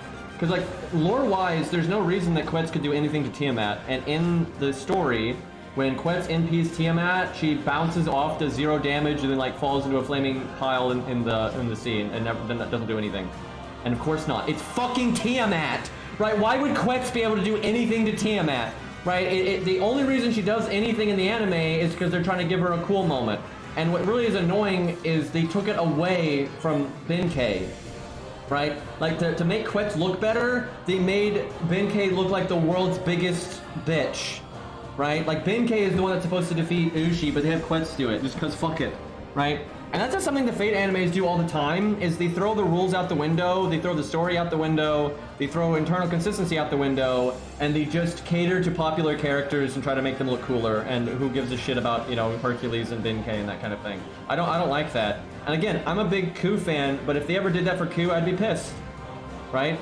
Like, if they ever had, like, a fight scene, like, for example, right, like, obviously Ku does pretty well against Gilgamesh, but he doesn't win or anything, and of course not, right? If they like, did an anime of the Fate route, and instead of having Ku just, like, you know, last a long time against Gilgamesh, they had him, like, almost kill Gilgamesh, like, that'd be fucking stupid, right? Like, that's ridiculous. And, like, just because I'm a Ku fan, that's not gonna make me hype. I'm just gonna be like, yeah, that's ridiculous, right? Like I could totally see them doing that, where they're like, oh man, Gil almost died. Like, that's dumb, right? Like, and they do that to Hercules all the time, where they just have Hercules get, like, fucking bodied constantly to try to show off other characters. And I'm like, that's really not fair to Hercules, and, like, he's supposed to be, you know, super strong. Because, like, again, in the visual novel, they make it really clear that the reason, like, Hercules loses is because the Shadow is nerfing him, and the Grail is buffing Artoria. And he still puts up an okay fight and doesn't, you know, lose all of his lives or anything. Where in the anime, they just have him do literally nothing. They don't show that the Shadow is nerfing him, and they don't ever explain that Saber Alter is being massively buffed by the Grail, right? They never do that, and so it just makes Hercules look like a bitch.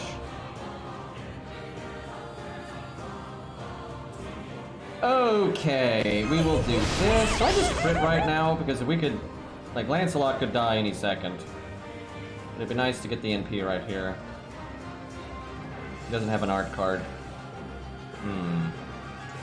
So the dream, I think, is he gets attacked and Guts goes off and we get our NP that way.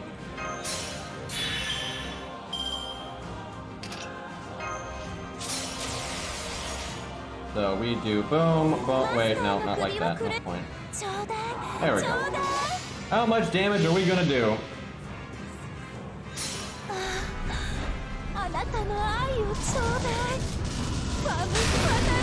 Yeah, I don't think anybody actually came out of Heaven's Feel thinking Herc is awesome.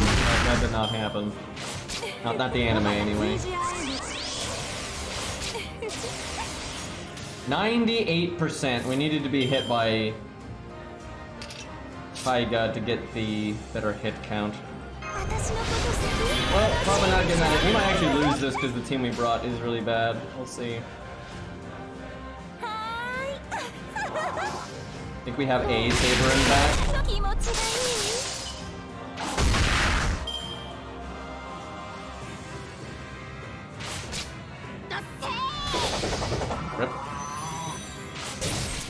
my god. Alright, let's see if we can get some value here. I guess we art in P. I think that's when we get the dot that way. Oh great, she guarded the other dots. That's unfortunate. Hopefully she doesn't guard this one. Yeah, we're actually probably gonna lose this fight. I didn't think we fought Hyde here. I thought it was just trash mob. I didn't bring a particularly serious setup. Depends on RNG.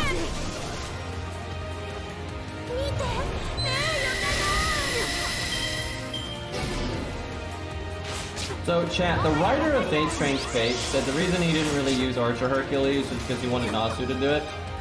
He said that.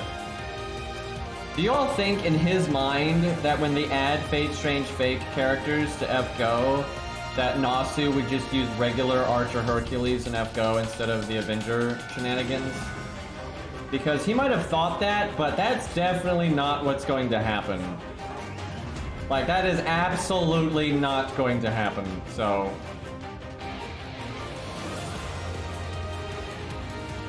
I don't even know why people like Avenger Hercules. He is like the... I really stand by this. I think he's one of the lamest characters we have ever made. He is blatantly fanfiction. He's like a fucking teenager's Fate Stay Night fanfiction character. He is so bad. And he is so contrived to just not use regular Hercules. Because, again, the writer was just trying to find a reason not to. Like, it's just all... He's so bad. He's like, okay, what if he got altered, and then for some reason, he gained, like, 20 noble phantasms. And each of the noble phantasms is just, like, so powerful, man. And he's just so much stronger than you thought. But, like, it's so stupid. Like, why is Hercules getting altered by Ongra Mud gonna give him just 1 billion noble phantasms? It's just like, what? Like, it's so stupid. Like, they're trying to make, like, human Hercules stronger than divinity Hercules. That is so dumb. Like, has anyone actually read the stories? That's not a thing. Like, that's so crazy, right? Like, it just reads like fan fiction. It's like typical, the Mary Sue, right? That came from a fan fiction, right? That whole Mary Sue thing. It was like a Star Trek fan fiction where this like teenage girl, I think, like wrote a Star Trek fan fiction, and she had like a self-insert called, Mary Sue, that, was just instantly like more competent than all these like established, Star Trek characters, and she was just, perfect at everything, and, out-logic Spock, and, et cetera, et cetera. That's like what fucking Hercules in Fate Strange Fate feels like. He's just like, LOL, I have 1 billion NPs that do all these crazy things for no fucking reason. It is like the most fan-fiction-y thing I have ever seen in an official Fate work, right? And I like Fate Strange Fate for the most part, except for Avenger Hercules. And he's wearing drapes or curtains. He ran into his mother's bedroom, grabbed the drapes, and was like, I'm a superhero, right? Like, how is this a Hyde character? Like, I don't know how anyone can read, like, his Noble Phantasms and be like, oh yeah, this is a good character. Like, yeah, this makes sense. This fits in with the lore of Hercules from Greek mythology. Like, it's obvious that they're just trying to bullshit a reason to, like, try to make him really strong and be really surprising and crazy, right? And edgy, yeah, big on the edgy. And he just looks ridiculous. He looks stupid. His powers are dumb. It feels like a teenager wrote them in 5 minutes. Like, that's absolutely what he feels like. He is easily my least favorite part of Fate Strange Fate. And I'm a huge Hercules fan. But I love Hercules. But that doesn't make... That's like if you put Ku... Like, look, right? Like, Warp Spasm Ku should be powerful. Sure, that makes sense, right? Ku's a very famous Irish hero. He's very powerful. Warp Spasm makes him stronger. So sure, if they added Warp Spasm Ku, he should be powerful. But he doesn't need to be like, oh, and I'm stronger than Ozzy.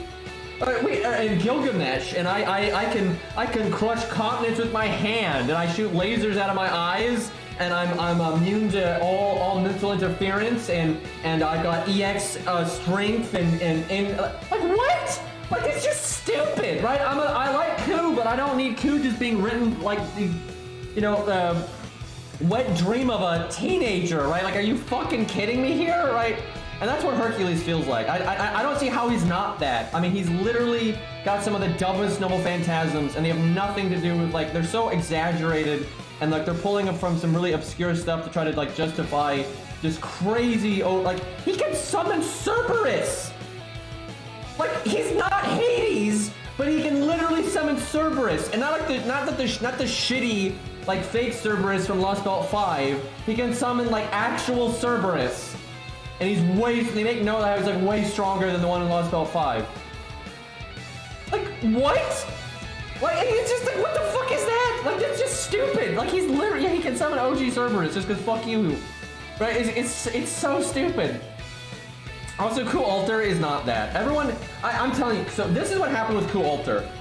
He is the wet dream part for Mev, but this is what happens with Kualter. The fan base, especially at the time when he came out, was a lot of teenagers, and the fan base turned Kualter into their fan fiction, and they like to exaggerate and act like he's the strongest thing ever, but he's not. His NP doesn't have the cause-effect reversal. Right? Well, that's a pretty big nerf. His PFA is not as good.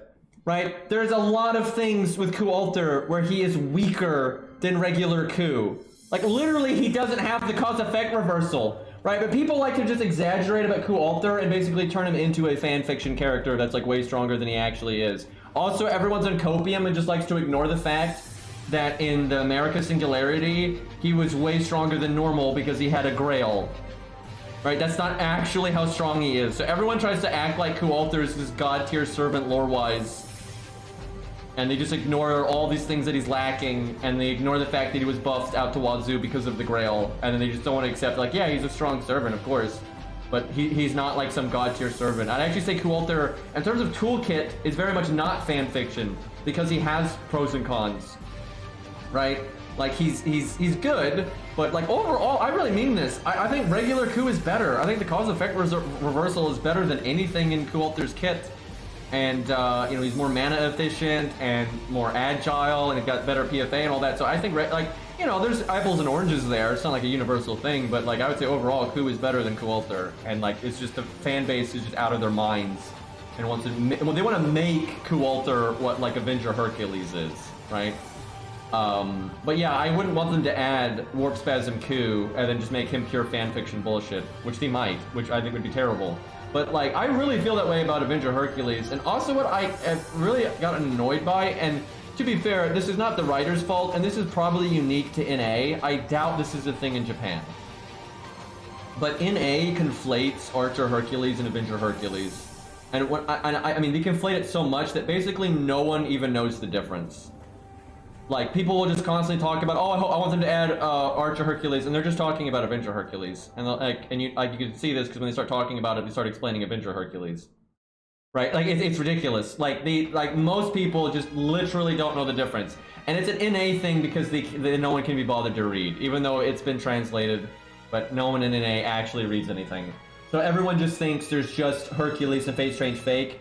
And they just think it's Archer Hercules and he's the Avenger one. They don't know about all the nonsense with him being summoned as Archer and he's completely normal, insane, and his regular self has God Hand, all that. And then he gets altered because of, Grail Juice bullshit. And then, he changes dramatically and becomes an Avenger and all that other... Like, they don't like, know any of that, apparently. And it's just, everyone just conflates the two really hard. And that sucks because Archer Hercules deserves better than that. But, can she please stop casting, evade over and over again? That would be great. I think he can do 10k though. I'd be surprised if he couldn't. Yes, it's about. I am not targeting Taiga. Shit. Well, that's not good. Thankfully Taiga didn't crit, but that could have been really bad there. Yeah, her first skill's pretty good with no cooldown. Shit, no kidding. Kind of funny how that works. I don't know why I bothered to cast that.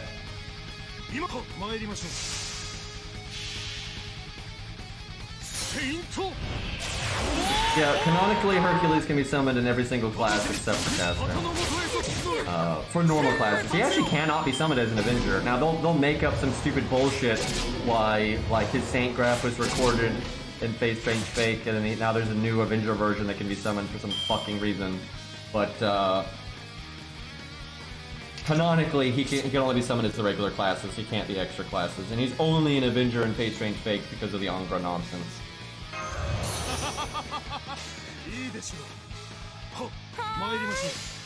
Chat, am I in copium? What if Nasu has like a moment of clarity, right? And he adds Hercules to FGO, you know, after Fate Strange Fake is done or almost done, right? And he's summoned as an archer, and his stage 1 and 2 is regular Saint Hercules, right? And he just expands on like the one page that we had of Saint Hercules from Fate Strange Fake, right? And we finally get Saint Hercules. And then his stage 3 is you know, drapes, you know, the curtains, and like with Lolly Dragon, the stage 3 has a different toolkit, right? And it's like the Avenger one, right? So we get both, right? And I can just pretend stage 3 doesn't exist, and it'll be great, right? I mean, technically they could do that, right? And they've done something kind of similar to that with Lolly Dragon.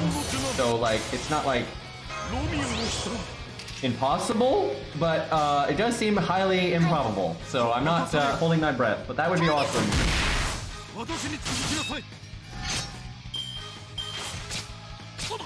I don't think FGO is dying anytime soon. I mean, it might if they don't fix some of their shit.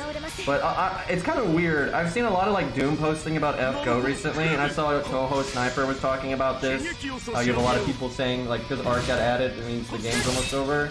Like, I don't think people have any idea what they're talking about. And like, I think a lot of diehard fans have they don't realize Arc isn't even that popular. Like, I'm serious. Arc is popular, but she's not gonna outsell Morgan and like Oberyn. That's not happening. Like, Arc is not their last resort. Like, we're out of gas, we have to last ditch save the game, so we'll release the most popular character ever, Arc-A-Wade. Like, no. She's not even that popular. Arc-A-Wade was never their ace in the hole to begin with. Like, at all. She never was. And like, of course not. If you look at the top sellers in FGO, most of them are OC to FGO. Or were like mentioned in other works, but were never really fleshed out. Like, I don't know where people are getting this idea that like Arc-A-Wade is like the ace in the hole for FGO. It never was at all. Like, I'm sure Arc-A-Wade's gonna sell well, right? She's got a good farming kit. And, you know, Tsukihime is decently popular, and more so in Japan, right? So, I'm sure she's gonna sell totally fine, right? Totally fine. And for that month, other characters are rated up and stuff, so I'm sure they're gonna make money, of course. But they've made, like, when you look at the real, like, big selling months for FGO, they're mostly been OC characters. They're not relying on other Nasu work stuff to keep FGO afloat. That's never been a thing. I have no idea where people even got that idea. That's just stupid. And people said that about Shiro. About Muramasa, like Muramasa was their ace in the hole, and that's why they weren't releasing him. And then they released him, and he didn't even sell that well. And then everyone forgot about him 5 minutes later, and then, you know, Oberyn is what actually sold well, and Morgan. Like that's like the perfect example, right? Is like everyone was saying that about Shiro being their final ace in the hole in case the game's about to die, and then he didn't even sell very well, right? Like, he sold fine. It wasn't, like, you know, bad, but he was nothing special. It was a completely forgettable month in, like, the history of FGO. Yeah, I guess if they had added regular Shiro, they might have sold better, but, like, it's just crazy thinking to act like that is what they're counting on to keep the game afloat. It's not, and it never was. I mean, it literally never was. Most of, like, the callback servants like that have never actually been that Karen sold, like, dog shit. Right, and like I think Bazette sold better, but I haven't actually looked at her stats. I imagine she sold better, but I doubt she sold even close to like even some of like, you know, the peaks of like Merlin and some of the other OC characters like that, right? For FGO specific characters. So yeah, I don't know what the hell people are on about. and even though FGO is like doing it's showing its age, the funny thing is it shouldn't be, because the core combat is fine and keeps up with a lot of current games for mobile. Where it's showing its age is its UI is terrible, the lack of game modes, the quality of life is really bad. That's where it's showing its age. That stuff is completely fixable. Now, they may not fix it, and that could result in the game, really suffering. Why is there this much trash to fight actual quets? Like, why am I still fighting trash mobs right now? Like, why am I fighting more jungle hooligans? Like, what the fuck? Like, why is it, these guys mean nothing in like, the greater scope of the story. Like, at all. They mean absolutely nothing. So, like, why the hell am I still fighting this? Like, this is so silly. It's like, yes, and then you fought even more jungle guys that have, nothing to do with anything, and you should be really, fighting the boss now, but, of course not. Are we fighting Taiga again? I don't think so, but I mean, it's only 2 waves, so maybe we are, in which case I should have changed the team again. I'm dying over here, chat. I literally just fought Taiga, so I didn't think they would do it again, but I may be wrong here.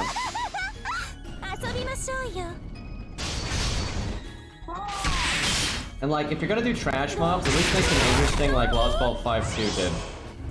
But that's like the only time they did anything fun with trash mobs. And they didn't even use that many trash mobs.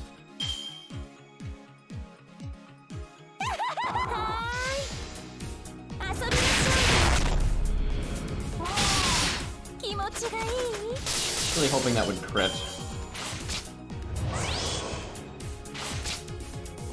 Oh great, there is a crap load of these guys.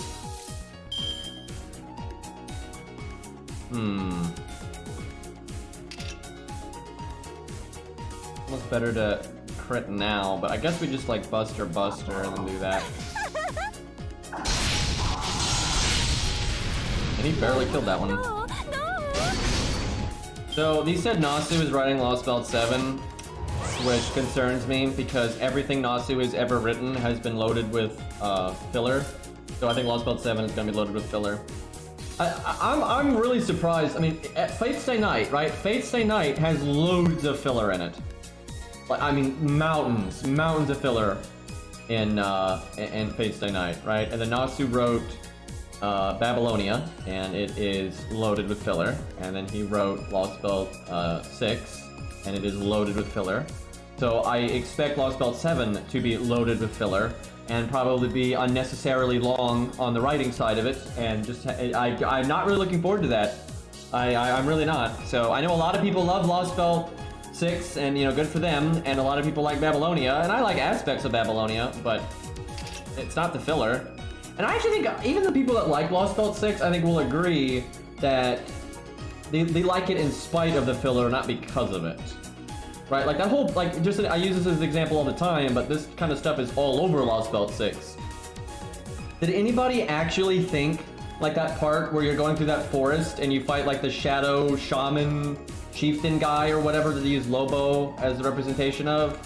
Does anybody think that mattered at all and like that was good for the story? I don't think anybody feels that way. Right, there was so much random crap like that in Lost Belt 6 that was like, what was the point of that? I don't think anybody cares about that stuff. Everyone forgets that stuff and they focus on the actual parts of the story they like, right? And like, if they made an anime of Lost Belt 6, they're probably going to cut Shadow Lobo. Let's be honest, guys. I don't think that's going to make the cut. Just like all these trash mobs here didn't make the cut. And so I'm like, why are they here then? If they're not good enough to be in like, if you're going to put the story in a purely cinematic setting, why is it here? Because it's not fun gameplay. Like, it's certainly not fun gameplay, so like, what's the actual point of this?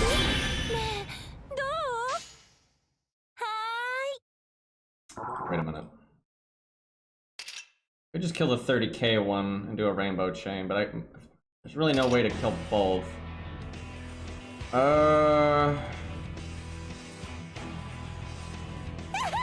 I do that. Surely she can do 4k here, right? First card plus the bonus. Yeah, there we go, easy.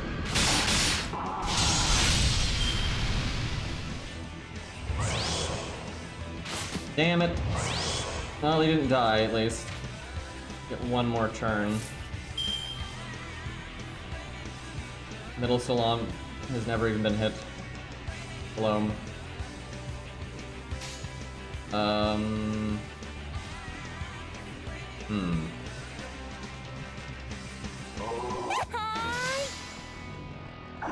Of course that crits. That would have been awesome if I could have done that to this guy.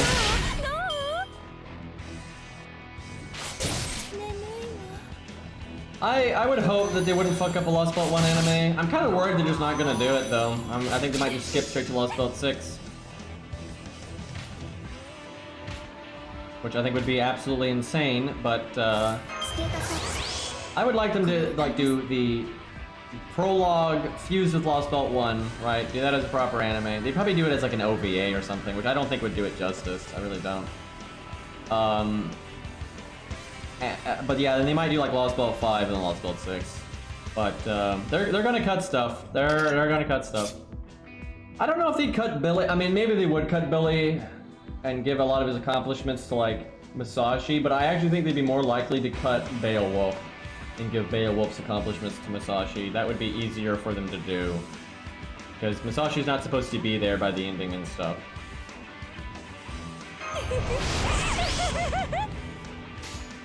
Why is Billy even on this team?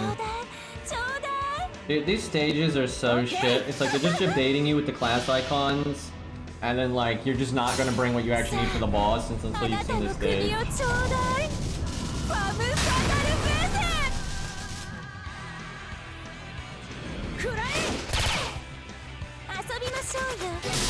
Yeah, Lost Belt 2 and 4, they're not getting in, and then 3 either, like definitely not. Like no way.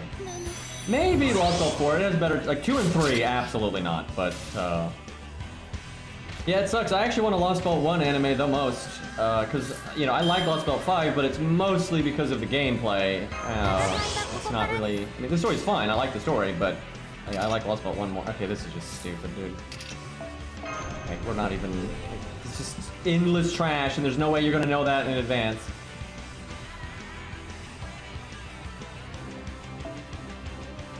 I'm sitting there with archers versus a lancer, potentially. I don't know, maybe you're not even fighting Jungle Man. I have no idea what they're doing on this stage. This is just random bullshit.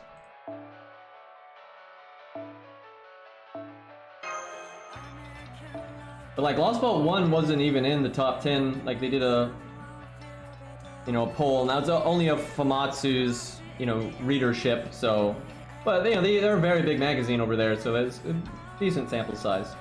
But, you know, Lost Belt 5 was on there. Both Lost Belt 5s were on there. Lost Belt 6 was on there. Babylonia, Camelot, Shimosa, and I think Epic of Remnant #1 was on there. But yeah, Lost Belt 1 wasn't on there. Was Lost Belt 4 on there? Does it? I can't remember. Does anyone just have a link to the damn thing? Because I know it was like, you know, the usual suspects with like Lost Belt 6, Babylonia, Camelot, you know, Shimosa's on there. Both Lost Belt 5s. But I can't remember what else. There was a couple other weird ones on there. But yeah, I don't think Lost Belt 1, Lost Belt 2, Lost Belt 3, Lost Belt 4, none of that was on there. I think Lost Belt 4 has more than one good moment. I think it has. It does. I will say, Lost Belt 4 is definitely not my favorite. And the ending is pretty good, but getting there is a bit painful. But like, I think Lost Belt 4 has some pretty good stuff there. I think like the relation with Chaldia and Pepe is awesome, and then Pepe and Hot Wheels is awesome. Like that alone can carry a lot, and it you know, carries into Lost Belt 6 and 5, and like that's really good. And then obviously the showdown with Karna and Arjuna is awesome, and some of the William Tell stuff's pretty cool. But a lot of the other stuff with like, and actually Asclepius is fine. I actually think Asclepius' story arc in it is fine. So yeah, I think Lost Belt 4 has good stuff in it, but it's not paced well. Like, it's absolutely not paced well. And it has filler too, so. But in an anime, you could fix some of that stuff, right? If in a proper adaptation, you can fix structural, you know, flaws like that. They won't, but they could. But yeah, I think Lost Belt 4 is definitely better than Lost Belt 2 and 3.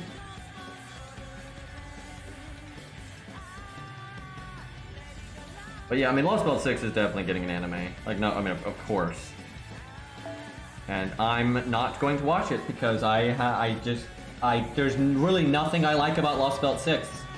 I can't really, I have like almost nothing to positive to say about it, and like, subjectively, it is just like nothing that I like, right? Like, I don't like the cast other than Percival. Yeah, I might watch Fluffy. I might watch Fluffy just because, you know, he's awesome, but yeah, I really just am not interested in Lost Belt 6 in any way. Okay, I do not want to do this stage at all. I hate stages like this. They are just so boring and they waste your time so much. I fucking hate it, but kinda have to do it, so and what's super annoying is I don't even know what's in the last wave, so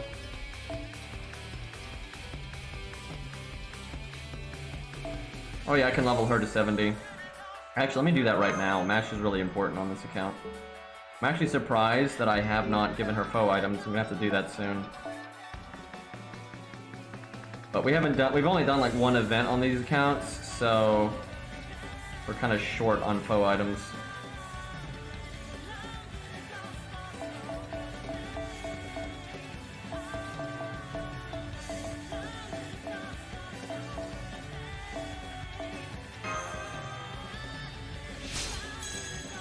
The thing is, like, the Morgan plot twist, I've always said was well done, because it's not like, it's unexpected in that it kind of subverts expectation, but it's logical, right? They're not just doing it to do it. It actually makes sense that it happens, right? You're basically expecting her to get plot armor because a character like Morgan, like the way they built her up and everything, you would assume to get plot armor in that kind of situation, but she just doesn't. And so that's awesome, but it doesn't really fix anything for me because I don't like Lost Belt Morgan at all, and I don't like the story. I don't like the setting. I don't, you know, I like regular Morgan way better than Lost Belt Morgan. I mean, I really do not like Lost Belt Morgan. She is such a pandery, over the top, like waifu character. Oh, tragic heroine, you know, feel sorry for me. Ooh woo. Like, I do not fucking care. I just do not like her at all. And like, out of all the characters that are going to be like made that way, I think Morgan is one of the worst picks to be like that. Does Cairo have... Is she allowed? I guess so. She is pretty shit, but I didn't realize Cairo had her.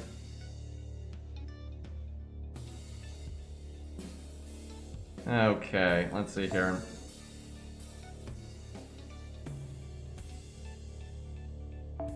Guess I mean, Taiga might be the boss again at the end, so I don't even know. Let's do that. God, this is annoying.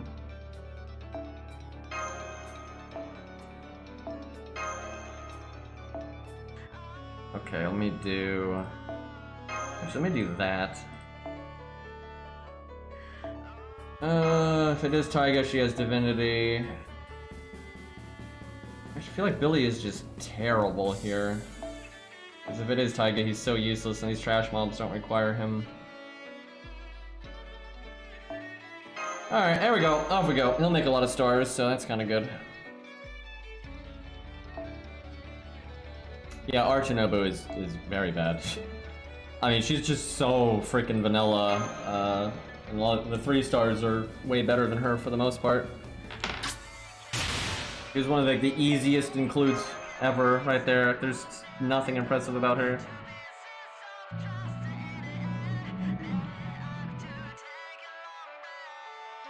I don't think anybody ever says good things about Archinobu. She's rather famously crap. I think people say good things about her lore-wise, and like everyone, like Nobu is a very popular character. But yeah, I don't think anybody has delusions of her being good. Okay, I've never seen that before. At best, I've seen people be like, "God, she's not that bad," but I don't think I've ever seen someone argue that Archinobu is a good unit.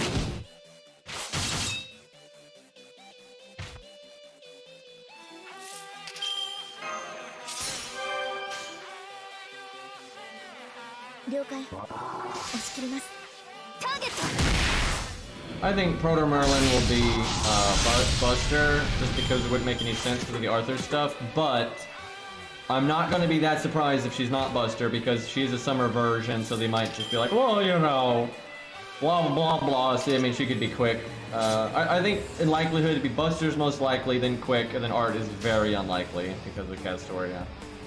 But I could see them doing Quick just because Quick is really far behind when it comes to supports. Like Scatty is not even close to Merlin, Veach, Oberim, or then especially Castoria, and even Tam these days, I would say. So I could see them just doing Quick just to give Quick a support like on par with all the new bullshit. But it would make significantly more sense if she was Buster. It just doesn't make it. Why would she not be Buster, right? When she's the opposite. When she's like, you know, the Merlin for Arthur opposed to our Merlin for Artoria, right? So. I mean, Scatty didn't really fall off. I've been saying this for years. Scatty was never that good to begin with. I mean, she's good, but like I think I articulated this immediately when she came out. She was only good, and still is only good, when there's two of her, and you're using a unit that can refund their NP with that much quick up. She's only ever been good because of that. I've always said since her release that a single Scatty on a team is not very good. Because a single Scatty is not going to result in you doing like the refund thing, and then she runs out of value in like 2 seconds, and then she just sits around and does nothing. I mean, I've been saying that for ages. I even said when she first came out that I thought like Tam was probably better, and I actually still stand by that, because people get this really warped perception because you see Scatty in a very specific circumstance doing really well, and they act like that's her general gameplay when it's not. Most people don't have double Scatty. And if you don't, and you're going to need a really good DPS, right? A lot of units don't actually work with Scatty. So if you don't have like Edmund or some of those kind of units, you know, Valkyrie, Atalante, Berserker Lancelot, you know, if you don't have those units with specifically double Scatty, she just doesn't do jack shit. Like if you got like a normie team and you just slap Scatty, a single Scatty, not double Scatty, you slap a single Scatty on like a normie team, she's pretty meh. Like, yeah, battery's nice, a little damage is nice, she's not weak, right? Like, yeah, she can keep up with like the budget supports and stuff and generally be a bit better, but that's not that impressive, and that's like all she does. Where like Merlin, Tam, Castoria, Veach, Oberim, all that stuff, way better than that, way better than that. And you don't need double, you know, Veach to do like good things, right? Like a single one can be pretty helpful. It's not like God tier or anything, but it can be pretty helpful, right? That is just not the case with Scatty. Like Scatty is a very specific character that can excel in a very specific circumstance. But like that's it. Other than that, she's pretty whatever. Like single Scatty is actually fun to use. I'll say that. Like for real, single Scatty is actually like a fun, good support, but she's not even close to like the value of like the other high tier ones, right? Because she's only like a bit better than the budget supports. I'm not even kidding. She just becomes way better when there's two of her, or with very specific units. Okay, there's still 3 of these guys.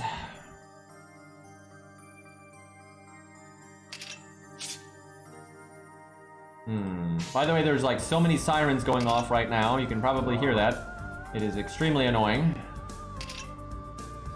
There was like 4 like fire trucks going. They're not even going to my street. They're going like one several down, but they're all coming by here. So hopefully no one's hurt though. Let's not lose sight of what's important here.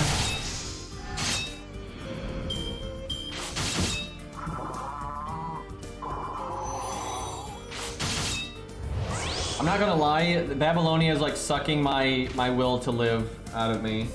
Like all these trash fights are just so fucking boring.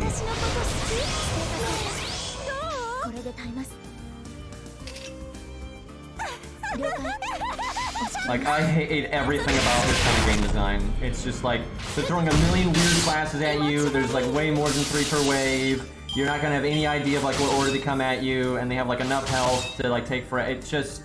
And they just do this over and over and over. Like, and every fucking story Natsu writes is like this. Because Lost Belt 6 is like this all the time. And I'm just like, I would rather do anything else other than this. And like, I'll at least give Babylonia this. It has a couple of fights that are alright, right? But it has a lot of crap that I just think is awful. You know, I'm gonna NP and then remove the debuff here, and then hope I get cards next turn. But yeah, I don't really like Babylonia. I see you leveling Cruise and then FGO stream. I see that. I'll get to that later. We'll play Arknights later.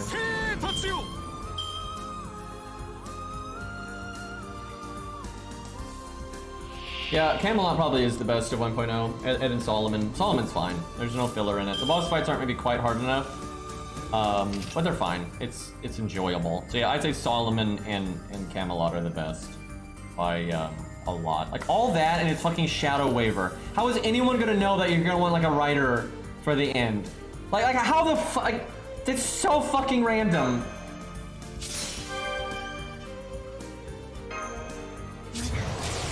You are killing me, game. Actually, I think he smacks this one and we NP waiver. I think that's the way to go here. Alright, come on, give me the crits. Give me the goods. Not too bad. Being neutral is pretty good. Yeah, Solomon wasn't. It was like Solomon was cool in the anime just because Guadia is that awesome and like Sing All the Servants is cool. But they didn't flush it out. There was no meaningful fights. It was all very shallow. You know, it was. You know, all the servants felt the same ability-wise. It was, you know, whatever.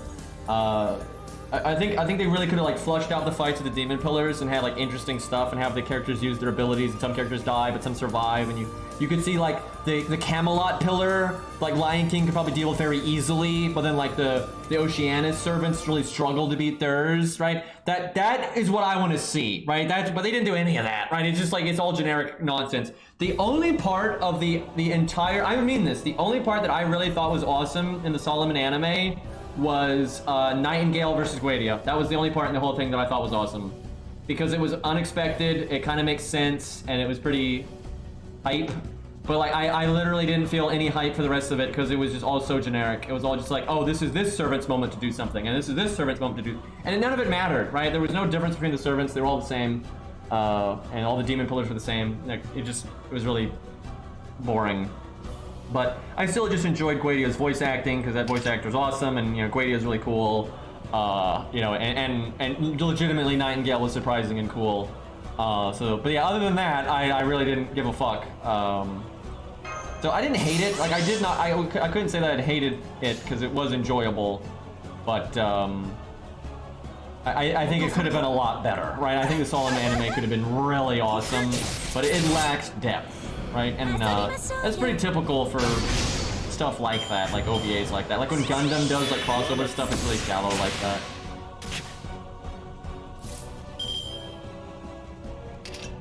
Okay, well he is super tanky now because he has damage cut and defense up, but we'll do what we can here. Got triple attack up, NT up. Wow, look at those stars going.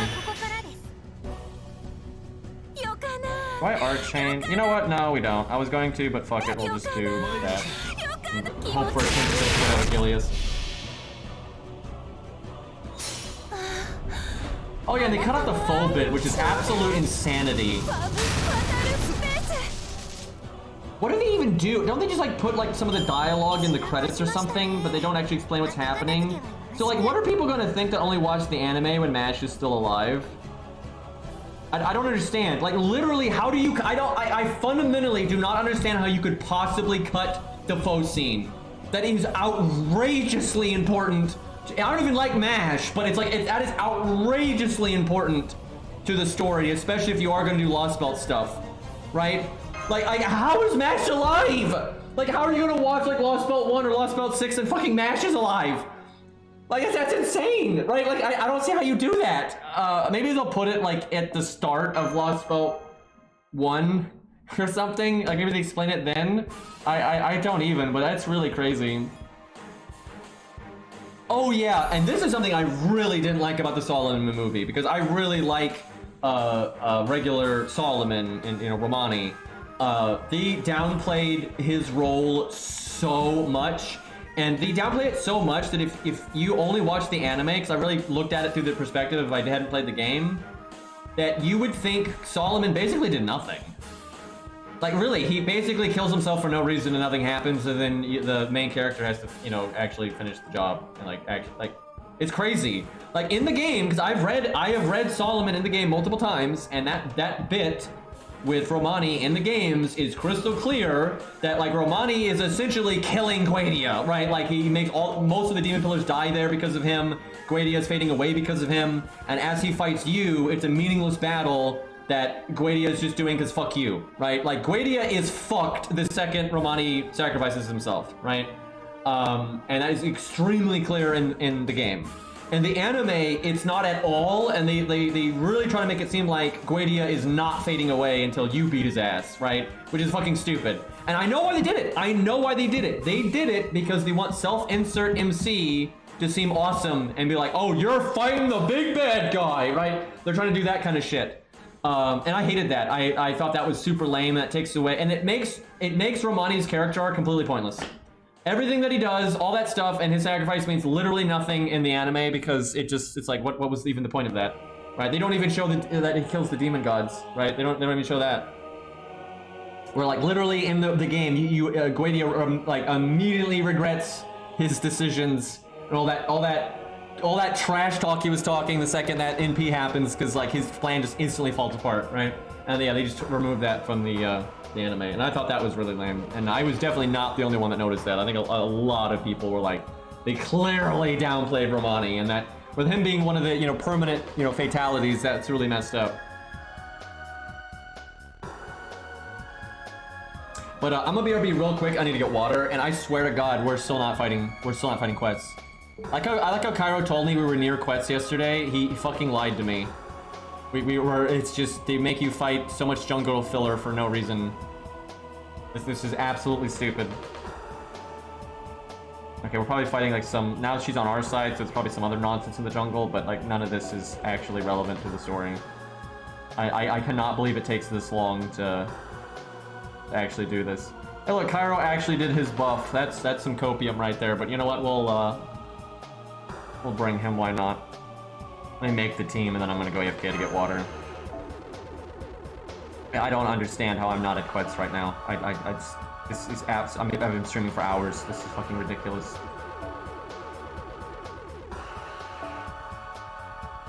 I mean, I've been, you know, going kind of slow because I've been talking a lot, but still, the amount of stages that we've done, this is fucking dumb. Like, why do I need to fight more bullshit in the jungle again? Like, holy crap. I don't know if I should really do that, but whatever. Let's do that the other way around. That is better. But no, really, what takes a lot of time is these fucking stages. I mean, look at how much time it took to get through that last stage.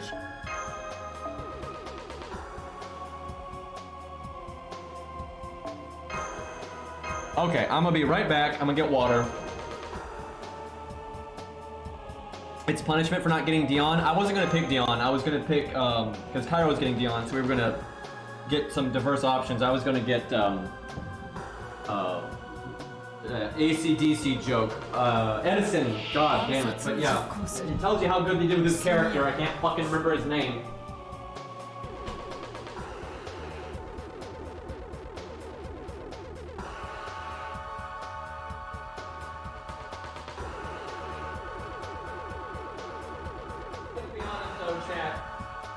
Tesla's just better than Edison anyway.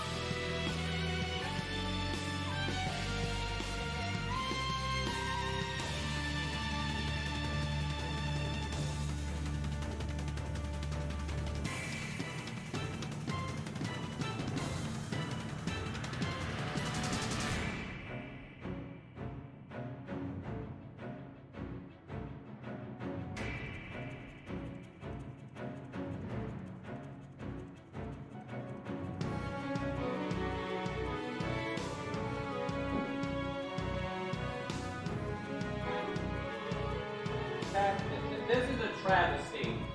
I went to the store the other day, and I forgot to buy snacks, which is really handy when streaming. What have I done? Alright. Yeah, no, and Edison prevents us from getting presidents because they hate America, apparently. I wish I was kidding, but like, I really don't think they like North American stuff.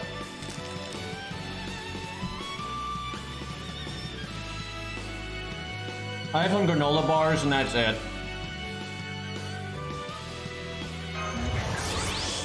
Why am I fighting dragons right now? Hyde. Hyde.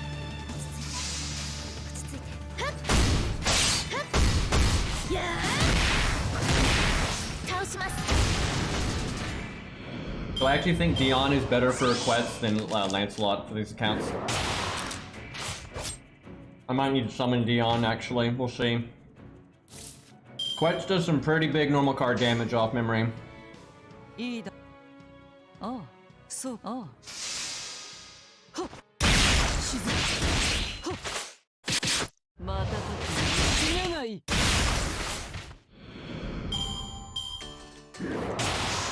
What's unfortunate is a lot like Celtic mythology, a lot of like Native American culture has just been lost to time. Because the different tribes didn't all have like the same culture. And a lot of the tribes just got wiped out for disease. And none of it was recorded.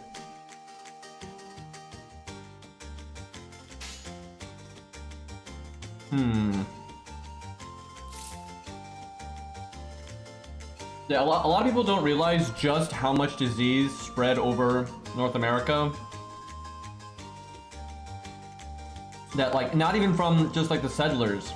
Like, it would come from the settlers, but then it would spread between the tribes, and it just, like, spread across, like, the west without the settlers even going there. And, like, the big theory is, because we don't have a time machine, but the reason why it affected the native tribes so badly is because for a long time, they'd been very nomadic. And they lived in, you know, more a tribal society. And the Europeans had been living in these really compact cities for a really long time. Which allows diseases to spread more, but it also makes your immune system better. So most of the unique pathogens from like the natives weren't going to be bad enough that it would actually kill the Europeans that much, but the natives didn't have as good of immune system, so then the reverse, you know, wrecked them, and that was like a huge problem, which sucks. You know, it sucks, and that's actually been that was a huge issue though through a lot of the ancient world, where and even leading into the modern world. That was like a really big problem, and where like Europeans would have huge problems is when they would go to like Africa and stuff, they would just die from like malaria like immediately. That just always happened. So yeah, the different areas would have their own like diseases and pathogens and stuff that your immune system may or may not be capable of dealing with, and so when we would travel, you know, from continent to continent, there's a lot of times would be massive problems, because like a lot of times, even in the modern world, like there are pathogens and stuff that you were exposed to so often, they don't get you sick. They literally don't get you sick because your body is so freaking used to dealing with them that you know, your immune system just like slaughters it and you have no problem. Where if it's exposed to someone from a different part of the world that has never been exposed to that ever, right, their immune system's not ready for it at all and it can wreck them.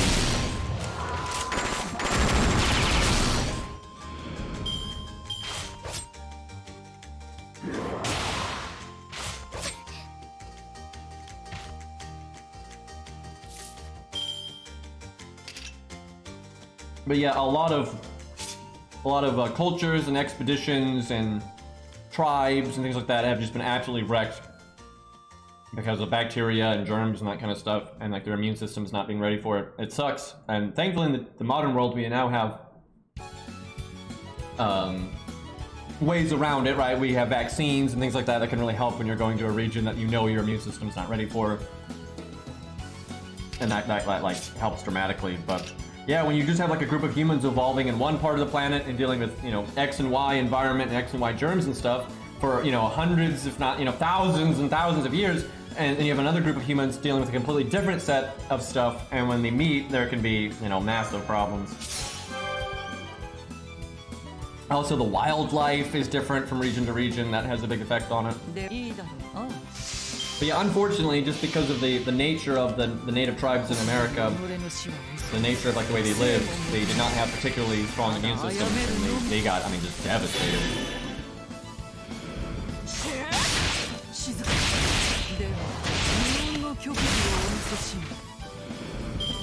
I think there was like some issues with Native American diseases, but not much, because again, the Europeans had like stronger immune systems just because of the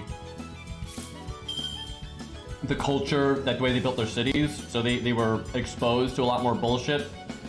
Where Europeans really had problems, as far as I'm aware, is Africa.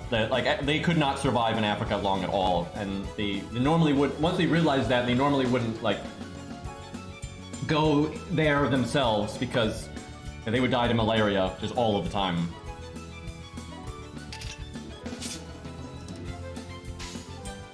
Why are all the trash waves like this?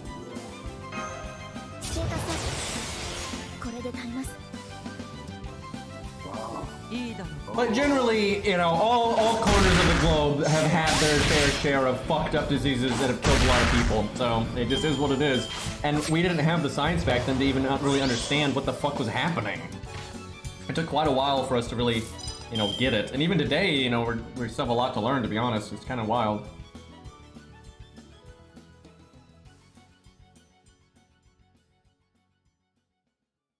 Okay, we don't need giant Wikipedia dumps in chat, thank you.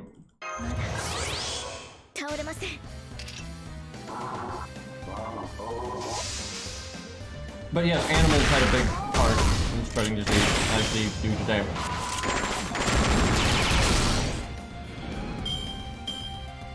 But a lot of people wrongly, now of course there was some malicious use of diseases throughout human history, that has absolutely happened. But a lot of people wrongly over-exaggerate the effect that had. Like, you know, infected blankets and stuff. When you actually look into the facts of that, it was nothing. And that what really fucked up the natives was just straight up just the initial disease spread that just happened unknown to anybody. And it ravaged the entire continent, I mean, very quickly. And by the time the settlers even got to parts of the continent, that almost all of the natives were dead, and they didn't even know it, and it's fucked. Like, it's super fucked. Like, the amount of death that actually happened because of, like, the rampant spread of disease, it's pretty insane. Like, it's hard to fathom. And, you know, we didn't have good documentation back then, and stuff like that. So a lot of modern people didn't even realize it. Yeah, it's fucked. It's such a travesty, because, I think the natives, you know, had such a unique way of living, and the different tribes were very unique from each other. And the fact that it got so bastardized and butchered like that, because it wasn't just a disease. I mean, you know, they got screwed over in, you know, pretty much every way imaginable. But the disease is a huge part of it. I mean, absolutely massive part of it, and it just sucks.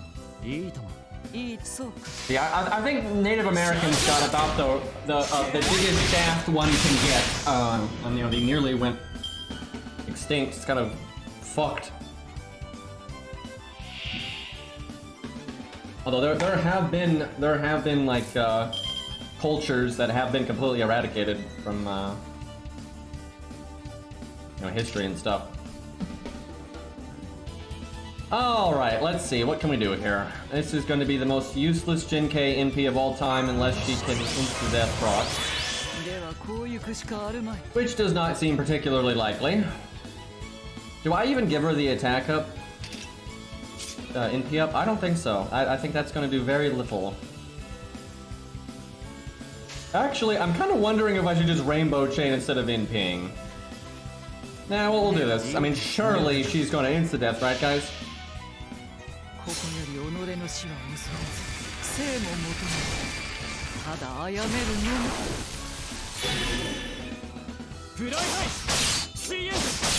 Well, like, the Europeans themselves may not have directly always, you know, transmitted diseases, but a lot of times it's because, like, the animals they brought over, and then the people they got sick, getting other people sick, and then it just spreads beyond that. It's just that kind of thing. You know, that initial contact is... And that it's not really anyone's fault, because it happens almost every time humans meet like that, and it happened a lot throughout history. It's messed up. But there were some people that did maliciously try to spread diseases and stuff. Like, that did happen, and that is super fucked up. Alright, we might as well do this. It's really nice if Mash could survive and get her in P. I don't think she's actually worth evading, though. Rainbow chain or art chain? I think we art chain. Please crit. Come on, give me the crit. Give me the good. Good enough. Come on, Mash, live one turn. Almost. The only way to increase the odds of a friend appearing in your friends list is for them to relog, and you can relog by turning the game off and going back in, or changing something on your support list, like switching out a craft essence and then sending the update through. But yeah, it's just based on login, unfortunately. Delete all other friends. Actually, that's true. He's not even kidding. Like, because Cairo was my only friend on this account, Cairo hadn't logged in like 3 weeks, and I was able to summon him. We took like a break there where we weren't playing, and I could still summon him with no problem. Where I'd never be able to do that on my main account.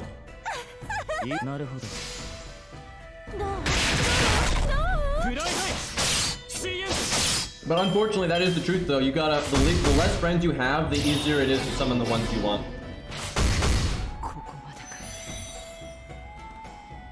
I really hope they change that someday.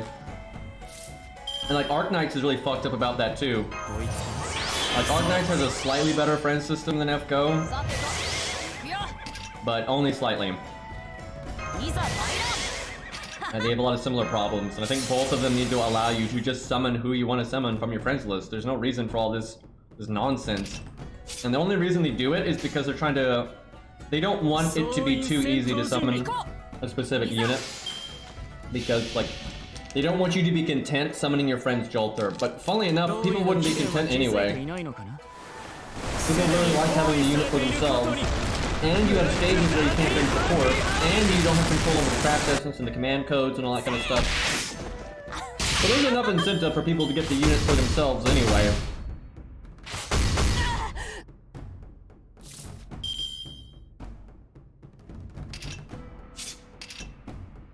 Man, Black Bart is, having a tough time here. He's so cool though, chat! Look at this guy! Like, god damn it, man.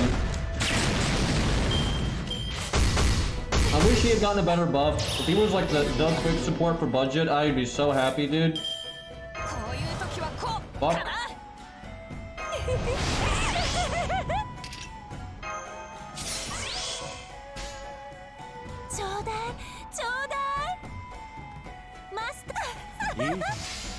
So I should have evaded Alex, but I'm evading Black Bart because I like him.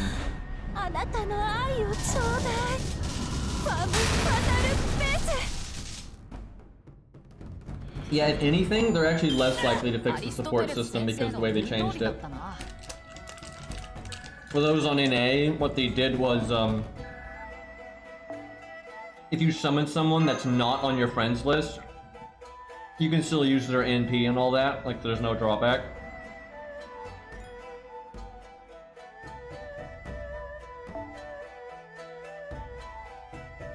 Okay. I know that's in the background, so... Yeah, this must be Quetz now. So now we get absolutely obliterated. Chat, I almost want to reset the stream just so the VOD can just be this. Do we really need all of that fucking filler? I guess I can just timestamp it.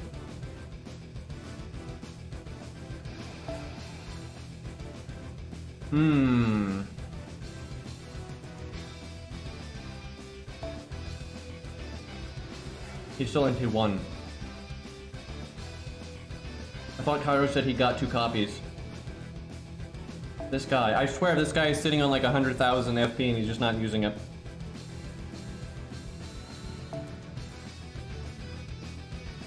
I really do think if I'm gonna go the Lancelot route, I want Sanson, but okay.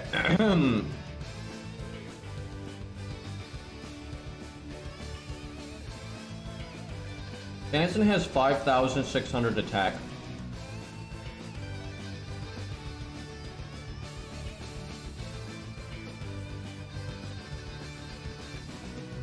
Chat, I'm having a moment right now.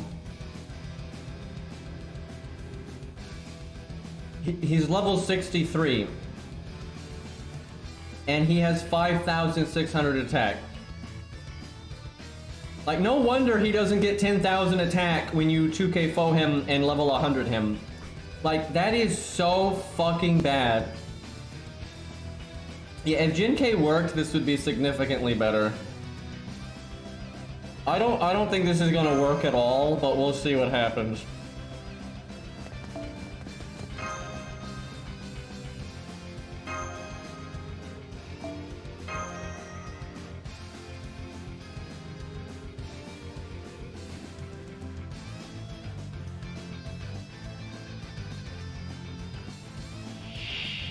So I know she has more health on hard mode. I think she does more damage too. There's no way. I mean, there's just no way. Like, Cairo giving me shit about Lancelot, but seriously, I think I think like Dion is the easy ticket here, not Lancelot. I don't think Lancelot's gonna do shit.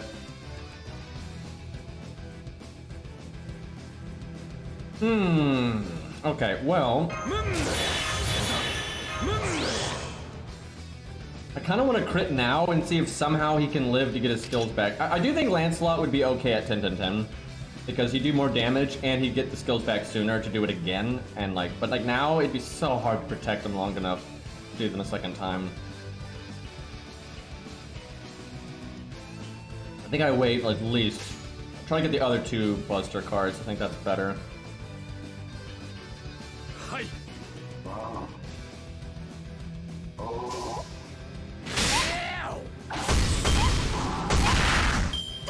I don't think the damage is exchanges. I think it's just the her damage, and yeah, there's no way. There's just no way.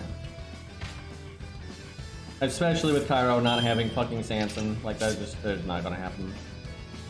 Like, I mean, we won't even get close. I mean, Lancelot just cannot do that kind of damage, especially with his skill rank. Like, actually, we might be able to do hard mode, but I'd have to go grind for like a month. I'm not kidding. I'd have to go grind for like a month and get like Lancelot to 10-10 maxed out, etc., etc. Same for a lot of the support units. Watch this, watch this. I'm literally using the Mystic code. And like, this is just not going to do anything of value.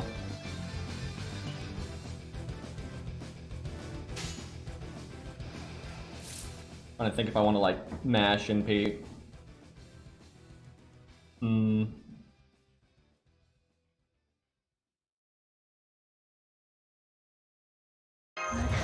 Probably shouldn't have done her first skill then, but I mean, we're so fucked, it's not gonna matter.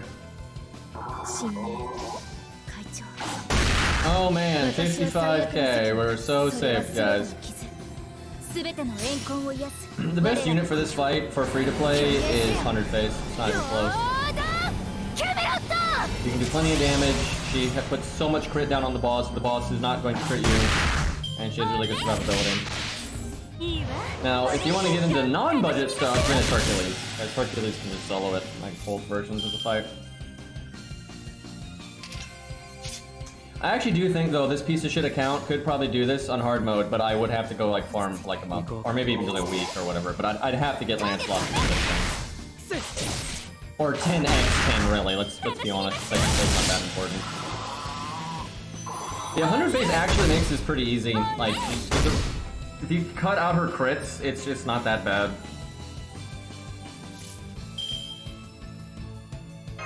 I'll give it a few tries, but I don't see how this could possibly happen. Hyde.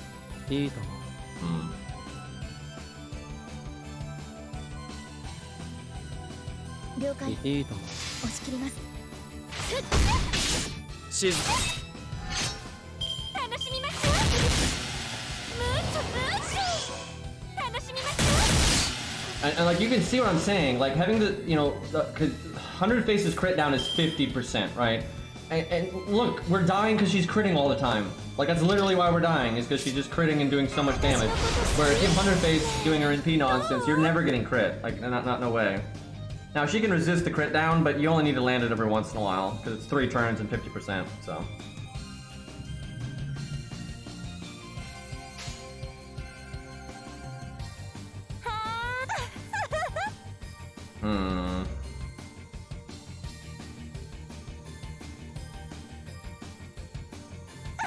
I think the Salamis would be better off with more starting NP.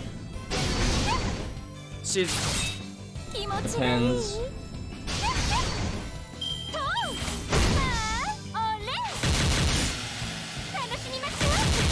Every time, dude. Like, this is why Dion is way better than Lancelot here, because Dion can just prevent you from your key units dying. Or all that's happening here is right as my unit's ready to do a bunch of damage, they die, and there's not much I can do about it.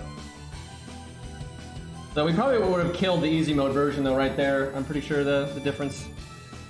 So I don't really want to do the easy mode version then though, because then it's like nothing. But like the hard mode version we're not going to be able to beat unless we level up Lancelot like quite a bit. But I don't want to rush past it like we did with Gwen. I'm not like wanting to progress just for the sake of progression, so. Alright, what could we do to make this better? Lancelot or Leonidas needs to not die immediately. That's really, really bad. Okay, Sanson is actually like pointless as fuck. I mean, if he gets his NP, it's okay, but good luck. Let's go. I almost want to go defense up, but if we don't have starting NP, we're not going to get it. Actually, we could K-scope. Okay, I have an idea.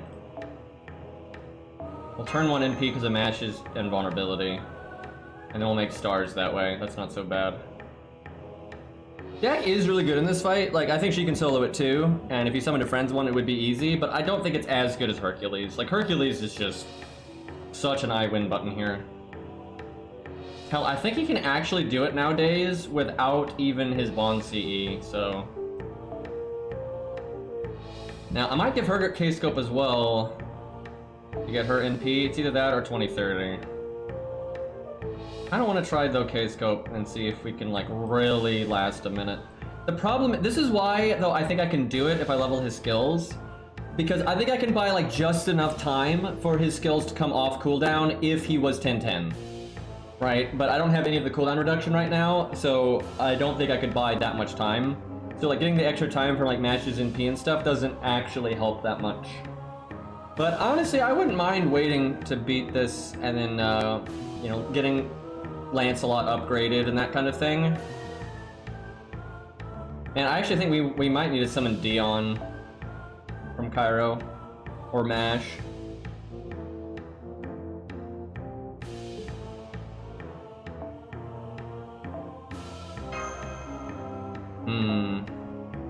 I don't know if he has him slotted, and I don't know what CE. I have no idea what that CE does.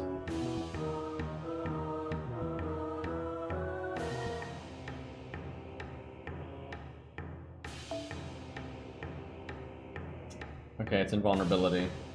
I think it's 2 hits. So I'm guessing he doesn't have a Caneth one.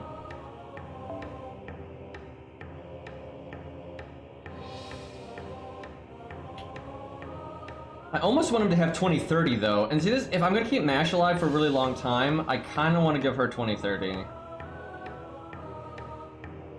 Especially because of Rainbow Chains, even a Berserker can get some crits. It's just without Mash's NP, I'm kinda iffy if I'd actually live long enough to really get value out of Leonidas. That's the hard part. Man, I might actually level Benkei for this crap. What I need is crit down. What the hell? I'm literally doing my own command. I need it. Who the hell do we have on this account that has good crit down? Because there are a lot of bosses that were crit is what kills you. Okay, well there's Billy. That's not a lot of crit down though. There's Kid Gil, but that's only for 1 turn.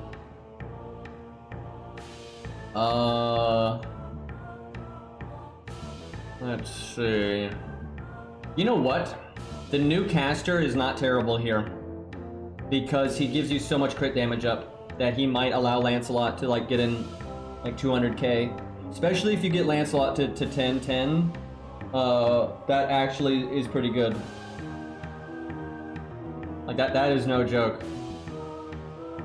Just because we're focusing so much on crit damage, like that makes a lot of sense. And Mata Hari's not bad either, because Mata Hari gives you crit damage. Yeah, if I can't beat this, I don't want to do easy mode, because I think we'll beat easy mode so easy, like it'll just be nothing. Like we'll just, like I could just tell from how much damage we did there, we would just instantly kill the easy mode version. So I want to beat the hard mode one. But I think I'm going to need to level Lancelot's third skill, and I need to either level the new caster guy or Zhu Fu or something. Like I need a little extra oomph on the critting. The new caster guy might be good though. Let me look at what his skill ranks are like when they're not leveled up a lot, because I don't want to level that much stuff if I can help it. Zhu Fu is not a caster. Also not a guy. Okay, so it starts at 50 and then goes 55, 60, up to 100. So if you get to like rank 4 at 65, that's alright.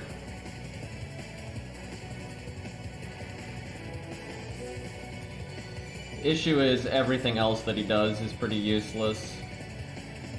I guess his first skill helps a tiny bit, but he's pretty much there for the crit. I actually think Mata Hari's better. Yeah, actually no, Mata Hari is absolutely better. Because his crit buff is only 1 turn. Yeah, wow, Mata Hari actually blows him out of the water unless you're doing like very specific burst stuff. And Mata Hari's allowed too. Because Mata Hari, now you have to do her strengthening quests and crap, but Mata Hari gives you 30% crit buff up to 50%, but it's 3 turns. And then she also gives you the defense down for 3 turns. And those are 20% each. That's just better. That's way better. And then she also gives you the star gen up, and that's kind of whatever, but like that's, yeah, no, Mata Hari is actually the way to go, I think. And we're gonna need to level Mata Hari anyway for Guadia, so it's not a bad investment. Yeah, I'll if we can't beat it today, I'll just put it off till later, and we'll just get Mata Hari and Lancelot up. I think that could do it. Especially if, like I can upgrade some of the support units a little bit.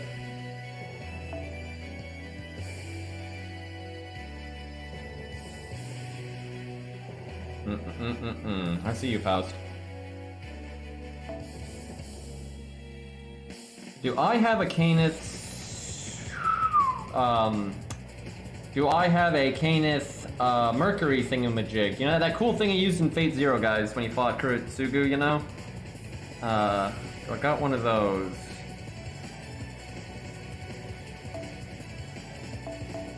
Or Sunlight. Sunlight would be alright too. I do not. What can I do on Jason? I don't have Star Bomb either. We really need a Star Bomb. The summer event coming up, though, will probably have a Star Bomb. Almost every summer event has had a Star Bomb. Do something on Death. It's always Camelon, I guess. I guess. It's kinda good. Okay, I can limit break that one. Let me do that. Chat, if this was Art Knights, you could fucking do it from this menu and like level it right here. But no, I have to back out, I have to go, I have to go forwards, and then I can go backwards. And then I have to go through 8 menus, and I have to go through the story again, and blah, blah, blah, blah. All this just limit break a fucking craft essence.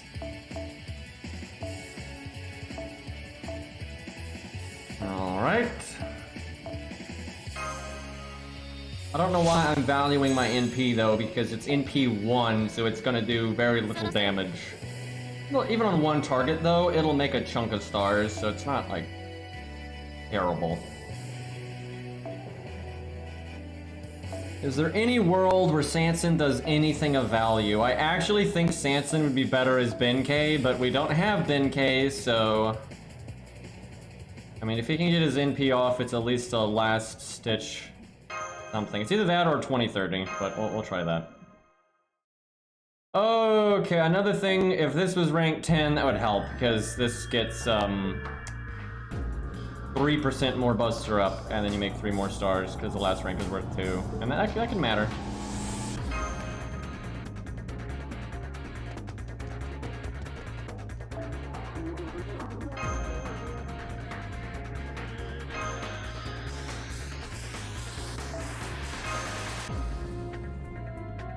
I know, after playing Arknights, dude, it's just so painful. I tell you what's not painful, though, is the cast variety. Oh my god, Arknights' cast variety is just terrible, dude.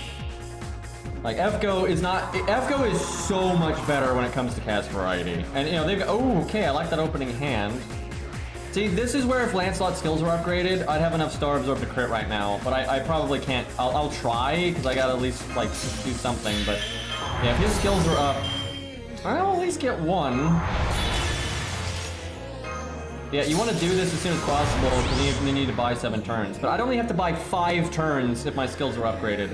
And see, that's why like 10-10-10 is so big, because the initial cast is more powerful anyway, because the skill ranks are higher, and then they come back sooner, and then the second cast is more powerful. So like the upgrade between like the first time you use them and the second time you use them equals almost like a third time using them, and then you also get it sooner, right? It's a massive, massive difference. I wanted to do MASH on Leonidas here, but because I've got the art card, I think I wait. That could be a problem though, because now I'm not getting the stars and so on and so forth, so let's see what happens here. I was lucky. Man, if we were 10-10-10, we probably could have crit with that art card as well. That still would have been iffy. But we would have done more damage. Lady, can you not? Alright, do I invulnerability Leonidas? I could guts him, and then we get the attack up again. Let's see if we get lucky. It might work out. Wish MASH had an art card.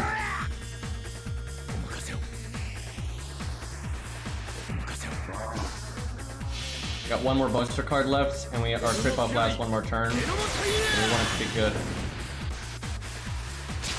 Unfortunately, not making that many stars. Oh, 40. Damn. I was hoping he'd live. He just does way too much damage, because now the deck shuffles. Now see, if the deck had shuffled and Lancelot got any cards, this would be fine, because Lancelot has Anti-Divinity, Buster Up, double attack buff, and crit buff, but deck shuffled and he got 0 cards, so that is GG.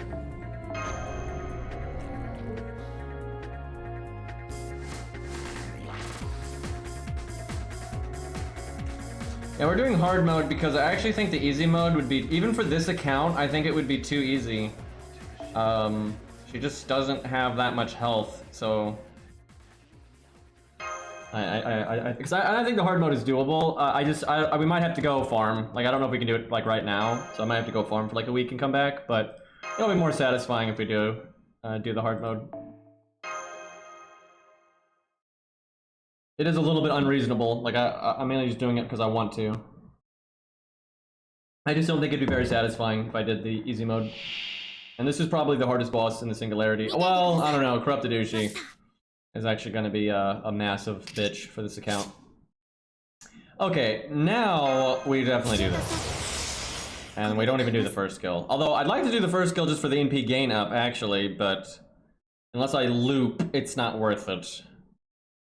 Do I think we could loop? Probably not, because I want a Rainbow Chain. Might as well cast this early. I could have waited. Alright, we'll do... I think we put quick last though. We want the extra star gen. I should have done my second skill too. Couple stars can make a real difference. Because we have all 3 buster cards left, so there's a potential for even a buster brave team, which would be super good.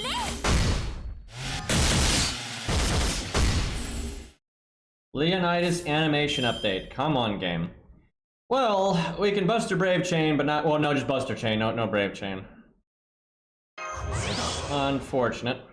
I think we take it though. Oh, hey, I don't need to do the star bomb. That's good. 落ち着いて落ち着いてターゲット Nice trick, man. ムーチョムーチョ楽しみましょう If I can do hard mode, I'll make this a YouTube video, actually, like I did for Gwen. The YouTube people actually really liked the challenge, so I want to make a video for it every once in a while.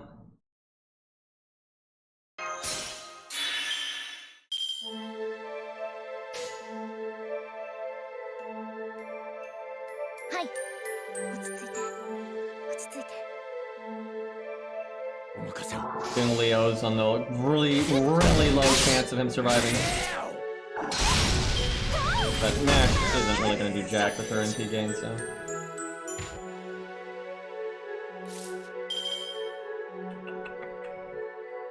Matthew, yeah, that's the old name. Ooh, I wish I saved the star bomb. Oh, I done messed up.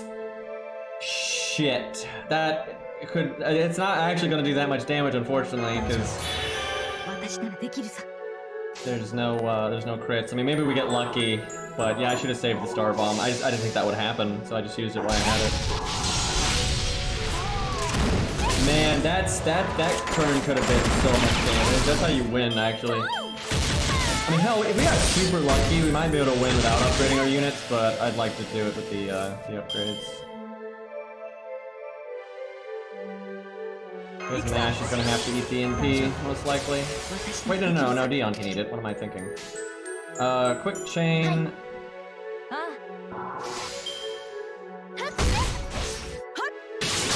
Yeah, honestly, if Lancelot's 10-10-10 and we have like Matahari, we got it. And we might even be able to have it now, it would just be super RNG.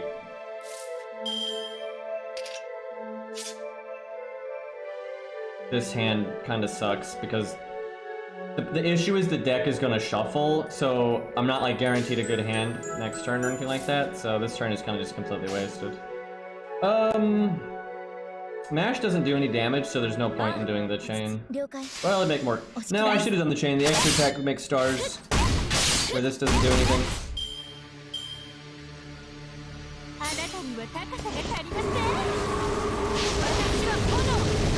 Really, with just some small optimization, like the next card being leveled up more, Lancelot's skills at least being 6-6, stuff like that, I think we could do this. But the problem is we're only halfway, and we actually have less value now moving forward than we did, because we're never getting the Mystic Code back. So, like, I don't think we're on par for, like, winning here.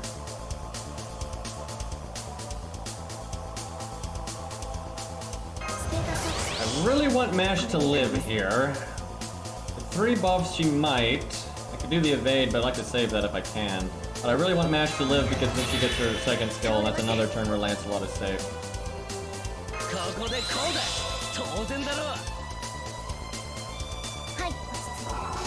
Yeah, this is definitely possible though. Just have to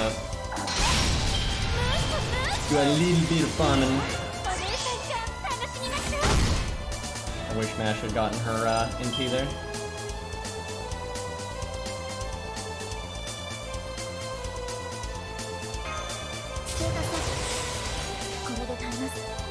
I might do Jason's chain just to make a bunch of stars, because our Star Absorb is coming back. I should still do Lancelot's Buster card though. I'll do it like that.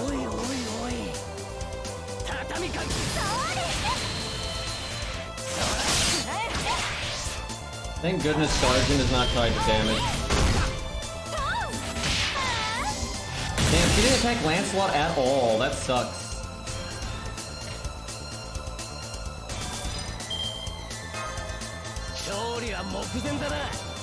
I might as well heal Jason and see if he just happens to tank another hit for us.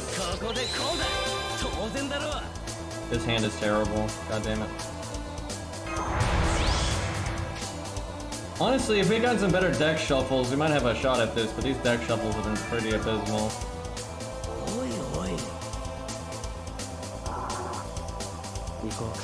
Except for that one. We got that one with the triple, but even that wasn't that good though because I'd already used the star bomb, so it had like the potential to be really good, but it wasn't. That is so unlucky. I like how she crit too. She only had 2 actions left, and she just did both. And one of them we were safe from because we had evade, but she did both of them on. Yeah, this is absolutely doable. It's absolutely doable, but it's very RNG if I don't upgrade some stuff. I think if we got Lancelot's skills up, so he's doing more damage because the cooldown's faster, then we have Matahari, I think we can actually do it pretty smoothly.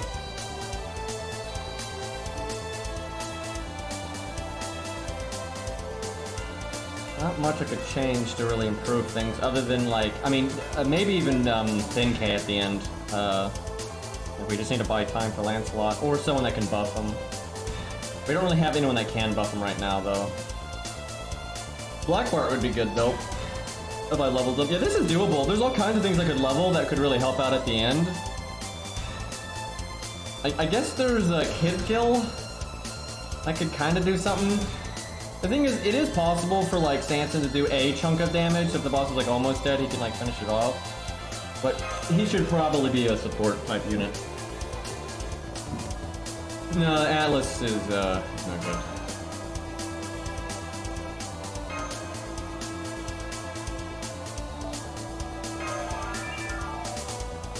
Yeah, I think what we'll do though is we'll go farm a bit. Just get Lancelot some stuff. And then just get because Matahari doesn't even need to be 10 and 10. It really just needs to get a strengthening quest done, which we have to do anyway, because we're gonna have to use her for Guadia, so. Okay. Could do the Buster up now, but it's only the 1 card. The Buster Chain though. Yeah, alright.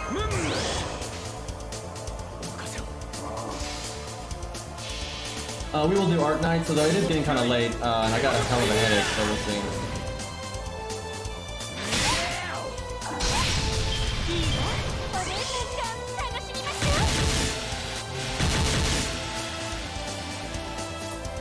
Alright, what now?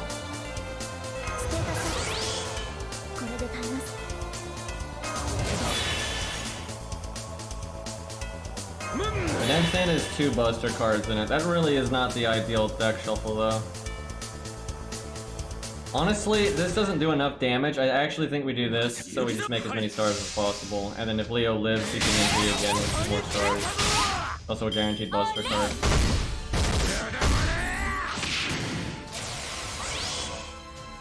This is really bad, though. We waited so many turns to cast our skills, because all the cards are this far back. It means the cooldowns are even longer, and like that's not good. Unfortunately, we're gonna have to do the Star Bomb here. This is already a loss. This is why you've got to level the skills. Like that first skill has to get every star. Because there's 40 crit going to Leonidas. We can't have that.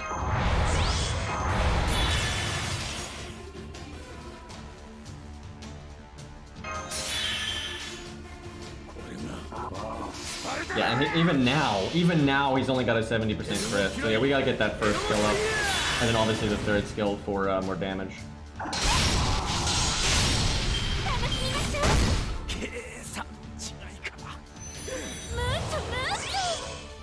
Unfortunate that Leo still died.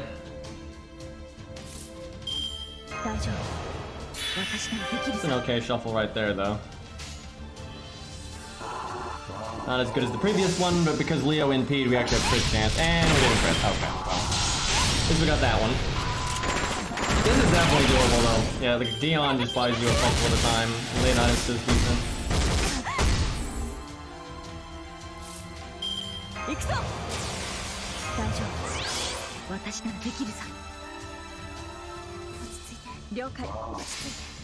Lucky crit. Come on, lucky crit. Got that attack up, crit up still. Nice.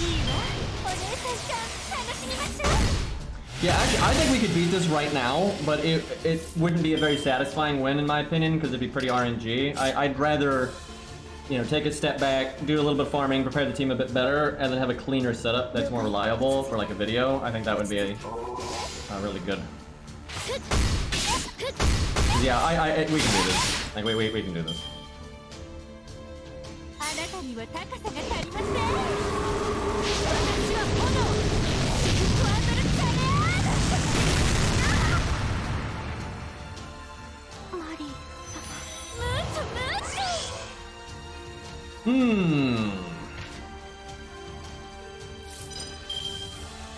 Yeah, that's basically what they said. Is she picked up on like the modern, region, essentially. Which would make sense if she was summoned in the modern day. I don't know how the hell they explain that in Babylonia, but fake things.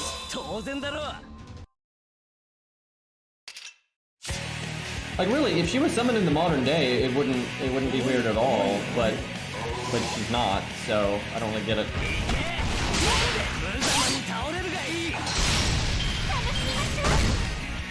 I'm not taunting because we're so far behind. We have to get lucky, which we did. Okay, now the thing is we have to get even luckier because now I have to not taunt with Mash and have her not die. I guess I heal her because let's be honest, it's not gonna matter on Lancelot. And then I actually don't think I NP here because I have a Brave Chain without it, so I just save it.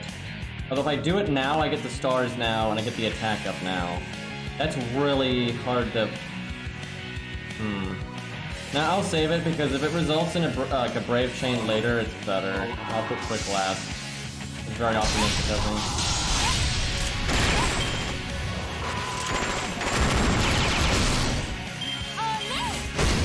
Fuck! Man! How come, chat, this is really aggravating me. Like, that happened last time. I had invulnerability in Lancelot, he doesn't get attacked a single time. And then this time, I have invulnerability in Lancelot, he doesn't get attacked a single time. And then I had one hit evade on him, and he got double attacked, and she only has 2 actions, and he dies.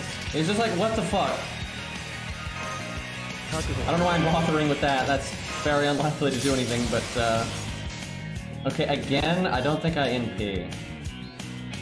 No, I think I need the attack up now. We are pretty boned, though. This is very winnable. I mean, it's winnable right now, but if we go and prepare a bit, it's gonna be pretty smooth, actually. Yeah, well, we don't have our Star Absorb skill right now, so our crit chance is fairly abysmal. So even if we win right now, because we could get lucky and win right now, please kill Sanson, please kill Sanson, please kill Sanson. Fuck! We could have won. If she had killed Sanson, that means we could have done Triple Buster, and we would have done it. Yeah, Sanson's got this, right? You know what's fucked up, though, is if she had given Sanson his NP, he actually probably could have finished it off. But actually, if I won it, I wouldn't have kept it. I would have canceled the app, and I would have come back and done it later with a slightly better team. Well, if Sanson triple crits, I still think he fails, so I don't think he's got this. Yeah, she's not evil, she's not human. Yeah, he did 20k damage right there, that was nothing. Okay, this is very beatable. This is very, I mean, if I just got good RNG, we could beat it right now, but I want to make the team better. I really want to make the team better. And I don't think, because we're that close, I don't have to farm for like a month. I can just farm for like a few days, or maybe even a day, and I can get it done. Because if I use some of my apples and stuff, I can get a lot of it done. So yeah, I want to make a video. It's worth it to do on hard mode. Chat, there is no point in asking me why is something allowed on the account. The answer is very self-evident. There's a question after that you actually want to ask, right? You can skip that. Like, why? Like, why would you ever ask that? What do you think the answer is going to be? Because I like mayonnaise? By the way, I hate mayonnaise, but like, you know what the fucking answer is, right? Like, there's no point in asking that.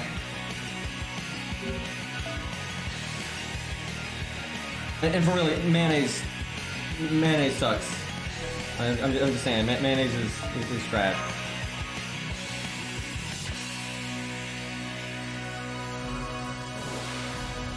Also unhealthy for you. It tastes bad and it's unhealthy for you. These are not good things. Okay. Let me do like a stage on stream here, but then we'll probably wrap up. I'll eat dinner and then I'll probably play some Arknights. Because yeah, I want to record that and make it a boss video. I think that's worth. So what we're gonna need is mostly red gems, I think. Mustard and mayonnaise are not very comparable because, like, you don't eat them on the same things, generally speaking. Like, they're super different, but mustard is a very good condiment, so. Yeah, and ketchup I think is like, it's only good on fries and eggs. But for those two things. And other than that, I don't really like, and it's okay on burgers. I prefer mustard, but really, you can do ketchup and mustard on a burger. That actually works. But yeah, ketchup is good for fries, burgers, and eggs. When I was young, when I was young, I thought ketchup and eggs sounded crazy, and my dad had it, and I just didn't understand it, and he just told me to try it, and it's really good. Also, I like a lot of my chats like question mark. It's actually very common. I know it sounds weird though. That's like the reaction I had, but yeah, actually, eggs and ketchup is extremely common combo. And although it looks disgusting, it tastes extremely good. You have salsa too, that kind of stuff. I recommend just trying it. Just don't think about the combo being sounding weird, and just try it. And it's because the eggs are very dry. That's the thing. Eggs are very dry, and yeah, stuff like salsa, ketchup, those kinds of things actually go with it very well. But yeah, you do like scrambled eggs, put a bit of ketchup in it. You don't have to go like ham on the ketchup, right? And yeah, it's really good. And you can do a fried egg as well. But other than that, though, I really don't eat ketchup with anything. I'm more into like hot sauce, buffalo, mustard, those kinds of things. Tartar sauce for fish, things like that. Yeah, what I would do, I haven't done it in a while, but I would mix a little bit of Tabasco sauce with the ketchup, and then put the ketchup on the eggs. I'd like to do that quite a bit.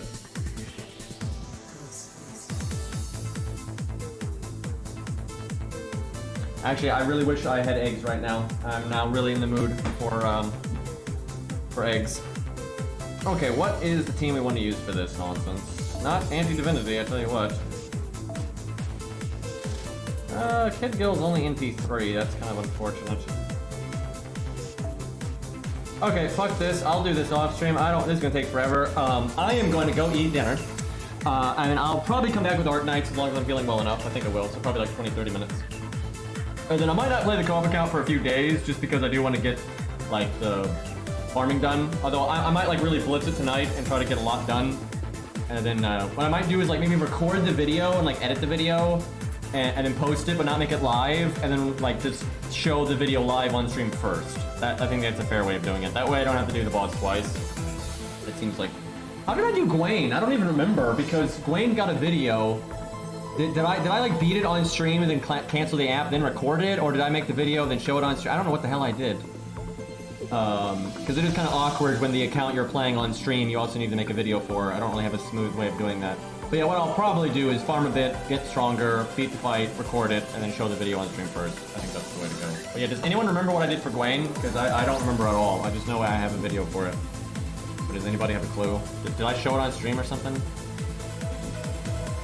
I must have just shown the video, because the only other way I could do it would be like you stream it, and then you close the app, and then you stop streaming, and then you go record it, and then you put it like that. That's so awkward. I don't think I would ever do that, unless it was like a super good fight. But and yeah, it was RNG. I remember that, and it's because Cairo just like rushed through and wanted to do it like ASAP, and I wanted to wait until our teams were stronger. I'm still annoyed. That's why I don't want to do that again. I was really annoyed that we fought Gwaine so soon, because it was just so much RNG. I fucking hated it. But if we had just farmed a bit, it wouldn't have been like that. Anyways, I'm out of here, boys. I'm gonna eat dinner. For those that are interested in Art Nights, I'll probably be streaming that in like 20 minutes or something like that, 20-30 minutes. And maybe do some EX stages, maybe some challenge mode stuff from the main story as well. And I will see you all then. Take care.